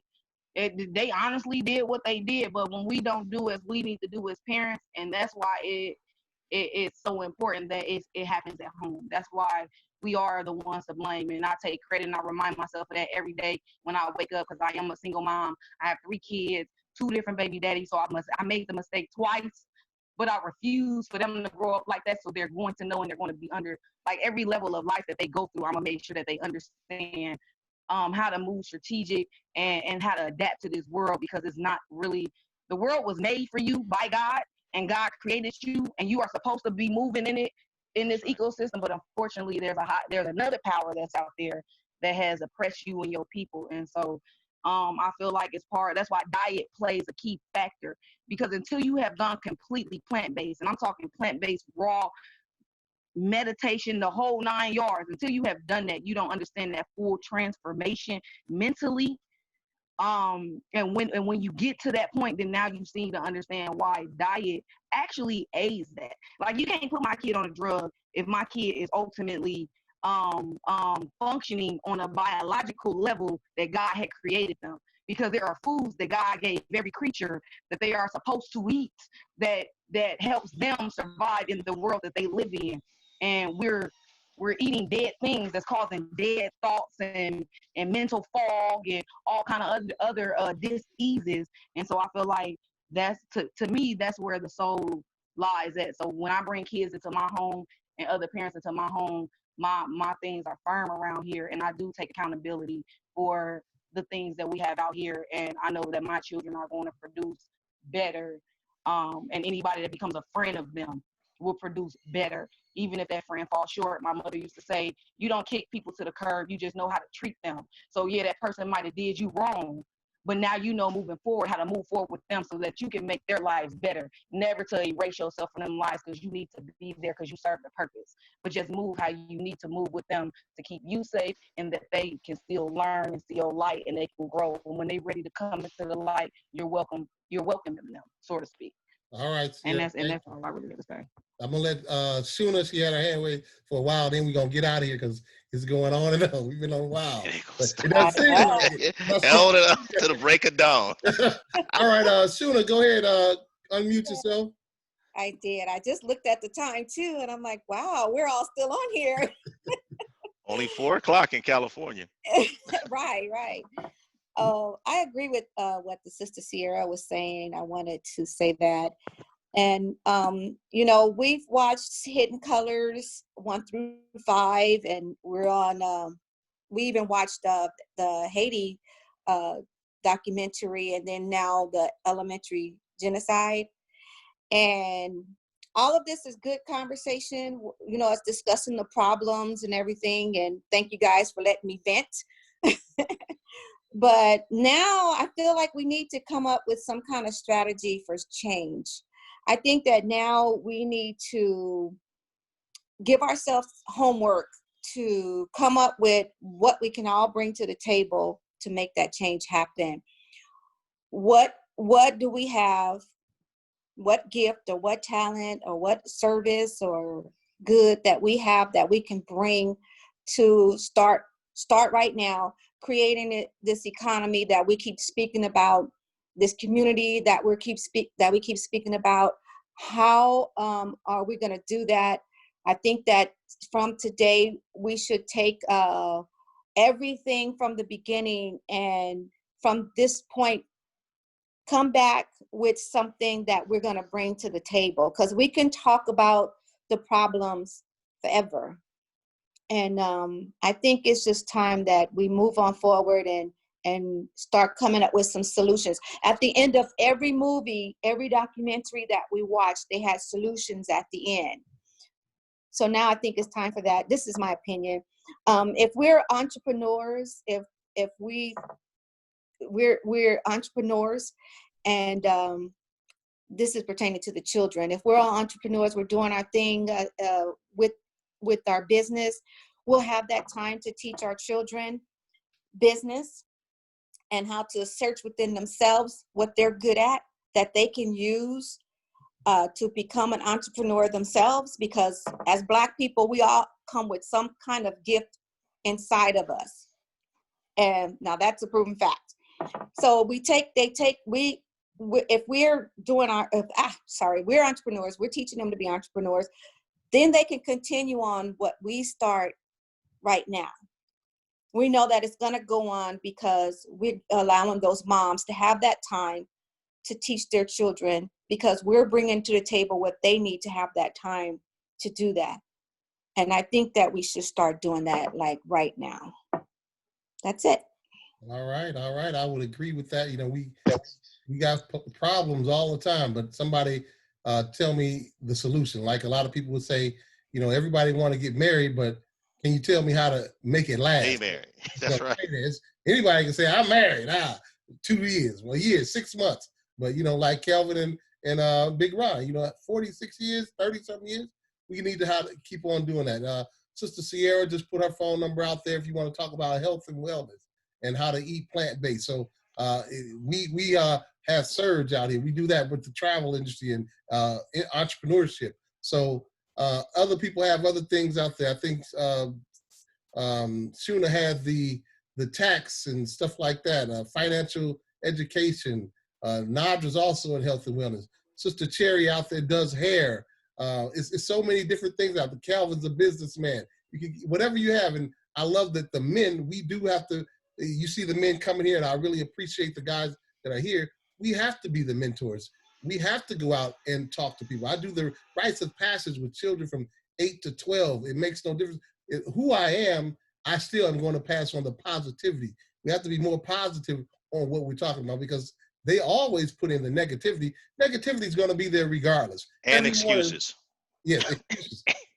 Build monuments to nothing. Excuses are like a-holes. Everybody got one. So what I'm saying is we have to be positive, and I agree with you, Shuna. We do have to go ahead and do something and put down a plan, or next week say, what can we do to contribute or make us an income, or even just buy from each other. Something that has to get started, the ball to rolling, to where we can do something positive for the community. Let our children see that we are doing the positive things. Let them look up to us, as Kelvin said with his daughter. You know, he can give her everything, but when you go out in society, man, they will mess you up. Because we're looking at television. What is beauty? Light, white, bright, long hair. That ain't beauty to me. I love a natural woman. But still, that's what they're being projected into our children's mind. My daughters went through it. I mean, everybody goes through that. It's sad, but it's a reality. And if you don't tell them how beautiful they are on a daily, some dude is going to come up to them and tell them, you beautiful, going to use them, take abuse to them. If they don't believe it themselves, no matter what, like we were talking earlier, I can say something to my daughter, you know, I'm glad you're beautiful, you're beautiful. Somebody else may say something and turn the whole head the other way. It's crazy. It's nuts. But like I said, I put a stamp on my daughter's butt. I wasn't worried about it. You know, they can defend themselves. They know what's right. They know what's wrong. And they know, hey, I'm in charge of my own destiny. I am, like you said, God is within me.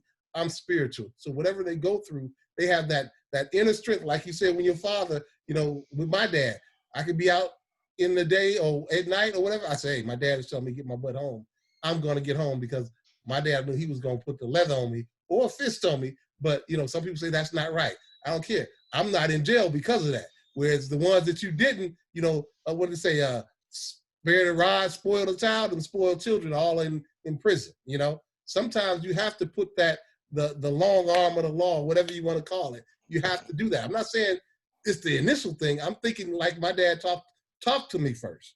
Then if I can't resolve it there, sometimes, you know, I was a hard head. I probably wouldn't have got by if he just put me in a punishment or something. My dad punished me, put me on 3 months of punishment, whooped my tail, no phone calls. You call him, he can't get no, man, my friends would be like, hey man, we got to get you home because we ain't going to see you for 3 months. So what I'm saying is it's all a community, a village, not just what my dad did to me, what Sierra's doing for the children who come over to her home, Nadra. We all have to come together and unite together and build from our unity and our nation, or whatever we have to do, and bring something to the table, no matter what it is. You can bring some tea, I don't care. But as long as we do it together and unite and keep pushing each other up, because we're gonna run into that wall, but that's okay. We go around the wall. We like water, we're gonna float through it. We're not gonna be stagnant. We just flow and keep going down the river. River goes to the ocean. The ocean got a fresh water and a salt water. But guess what? They still flowing. So we have to learn how to flow with one another and create a sense of urgency, because times right now, I mean, we keep saying about the problem, hey, they don't mind. If I was the oppressor, I'd be happy with it too. And like they said in the film, what are the churches doing for us? Churches used to do something. Now what are they doing? They even failing us, you know? the nonprofit organizations. Let's get our own nonprofit organization so we can do something. You know, we can't always put the blame. I always tell people, they know me, say, hey, you know, I understand that, but what are we gonna do? What can I do?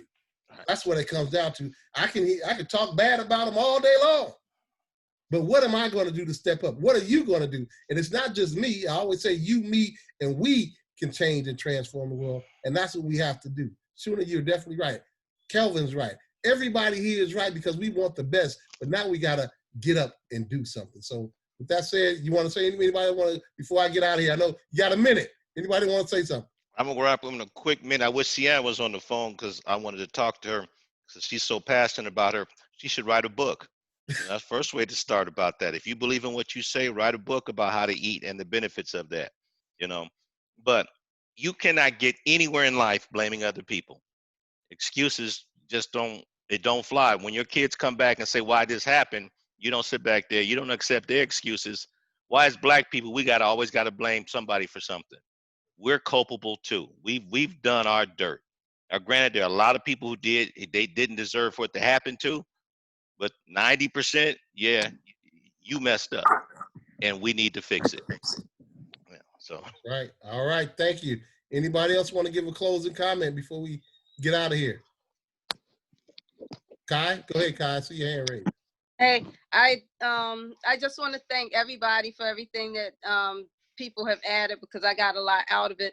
But I also think that education is important. And when I say education, what I mean is to be aware of why we're in the position that we're in, whether that's, you know, crime in our family, generational things, because yes, we may be to blame, but I think it's important to understand and to show the people that that are close to us how we got there. You know, I know for me, I'm gonna be turning 47 in a few weeks, and I had to like step back and look at certain things so that I could understand how generationally certain things happened in my family, so that with my children who are adults now, that I could show them, okay, this is what happened to us. Now I have a grandson. So now, you know, I'm pointing things out to my daughter to say, okay, we don't have to keep doing this. So, you know, how we talk to him, how we teach him. So I just think that those things are important because even though we do have to take responsibility, I think a lot of times as a people, we don't always understand how we got into those positions, even with like diabetes is a big thing, you know, certain ailments. So with diet. So I just think that it's important that each one teach one and to bring awareness to the people. Thank you. All right. Thank you very much. I hear somebody. Who is that? Okay. Nadra, did you want to say anything before we close? We got a minute. I love you, Black people. All right. We love you too. All right. LaShawn, anything, last remarks? Got a minute? I think she's on another call. Sierra. Everybody's quiet. Everybody's quiet. Oh, sorry. Okay, go ahead, LaShawn. You're going down the line. I'm sorry. Go ahead, Sheila. Just thank you to everybody for participating. I know it takes a lot to get on this call and on this Zoom and stay on for such a long time. So thank everybody for doing that and their input, and you for putting this together, and the other young man for putting this together. That's pretty much it. All right. Thank you. Thank you. LaShawn, are you back? Yes, I am. Okay. My biggest thing is that, yes, we all know, all of us here on this webinar knows that we have been brainwashed. The thing is that we have to overcome the brainwashing of the other ones that are not where we are right now. And if you think about it, when I said centuries, I'm totally serious. If we're talking over 200 plus centuries, that's a lot of brainwashing. That's a lot of Black people that don't even know anything of what we're saying, if not even half of it. So it's going to take a lot to get to where we want them to be. And the other thing is, like Nadra said, you know, I'm thinking that I'm doing the right thing by being vaccinated, and I might not be and didn't know it. And the other thing is, we don't know what we're getting when someone else is giving it to us. So it all goes back to what Dennis has said. We all need to be self-sufficient. If we're not dependent on them, then they can't do anything to us. The only thing left is finances. If we are financially sufficient, then there's nothing else they can do to us. It's just like Black Wall Street. They didn't need anybody. And what did they do? They came in and destroyed it because they couldn't do anything else but destroy it. So that's the only thing we have left right now, is to be financially self-sufficient. This is the way to do it. We've already seen how huge the travel industry is among other industries, and this is the way to do it. And like he said, teach one, even if it's not your child, it doesn't matter. Just like Big Mama, she sees some kid doing something crazy, she don't care whose parents they are. She just don't want them to get in trouble. So it's not just only us, it's us as a race, because we don't have nothing else left. We are all we have right now. And some of us don't see it.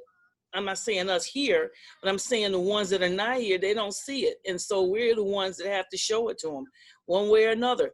You know, if it appeals to a kid to see, you know, the Maserati or the Lamborghini, at least you're getting their attention. You're speaking on their level, because that's what we need to do. Like they said, ask the kids questions, talk to them, get to know who they are, what their passions are, what they want to do. Work on their strengths, you know, not on their weaknesses, because that's the only way they have a chance to survive. All right. Thank you, LaShawn. Shuna just told me about Finance Fridays on at 6 p.m. I'll let her say that when we get ready to close out. But Sierra, are you there? I just want to get you a minute in here. Are you there, Sierra? Okay, she may not be there. We'll go over to the 605 number. Has been relatively quiet. 605 number, if you want to unmute yourself and contribute.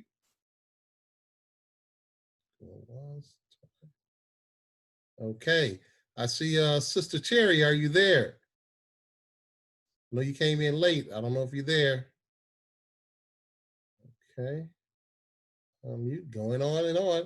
Big Ron, you have any closing remarks?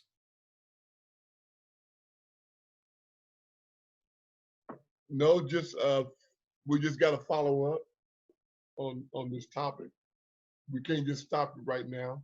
We just got to keep going. You know, you can't just be talking loud and saying nothing. So we just got to follow up. That's it. Okay. All right. All right. Be my up in the corner over there. Want to unmute yourself and have any closing remarks?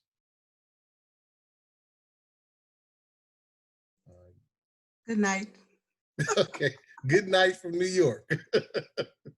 All right. I guess that's everybody. Kelvin, you want to say anything before we close? Oh, I forgot about, hold on. Let me let Shuna say that. Shuna, go ahead and say what you got to say. Shuna, you there? Yes, yes, yes, I'm here. Go ahead. All right, so I was going to be silly, but Finance Friday. Okay, so Finance Friday is going to be 6 p.m. Pacific Standard Time, 8 p.m. Central Standard Time, and 9 p.m. Eastern Standard Time. I put it wrong on there. I was rushing, trying to type fast. And it's on zoom.us/J/937-457-9057. And we need to learn about money. We can't do anything with money if we don't learn about money, if we don't learn about the stock market, what to invest in. We need to know those things. And so that's what we talk about. We talk about money, what money is, what to do with your money, so that when you get old, you'll have money for real and you can leave a legacy for your kids. Also, if you want to invest, what to invest in. And it's not the stock market you see on Bloomberg. I only watch Bloomberg to keep up with what's going on. But there's stocks that would benefit us as a people. And we'll talk about that. And so that's it. All right. That's the link. This is a hey, yay commercial for Shuna. Is that the link that's in the chat line you just put in there? Correct. Okay, thank you. Okay, I think Nadra was on your last one, Finance Friday. I think you guys got something out of that. Yeah, that was good conversation. Okay, all right. Kelvin, you got anything to say right before I get out of here? Okay, I guess he's muted out. That's tonight? Friday. Oh, Friday. Okay, thank you. No, I was saying Sierra's back. Okay, Sierra, did you want to give a comment right quick before we got a minute? No, I'm good. Okay, so I just want to let you guys know this has been Hidden Colors, Hidden Colors, Elementary Genocide 1. Next week I'll be doing Elementary Genocide 2, and I want you to know that this gentleman also won, I think it was a Grammy for this. He beat out Hidden Colors actually, so it's 3 of them in total. I will be doing them every week, so just tune in, and next week you got Hidden Colors 2 and Hidden Colors 3, and then I have others say at 7 a.m. I will bring something out for our Black people, our culture. Every week you'll find something. I can't wait to get to show you, what is it, the $1 Trillion Game, on how they are designed. They have books on how to take our money from us. And I just want to show you that too. So I got a lot in store for you guys. And I'm glad that we have this open panel. And I'm glad that we want to come up with solutions.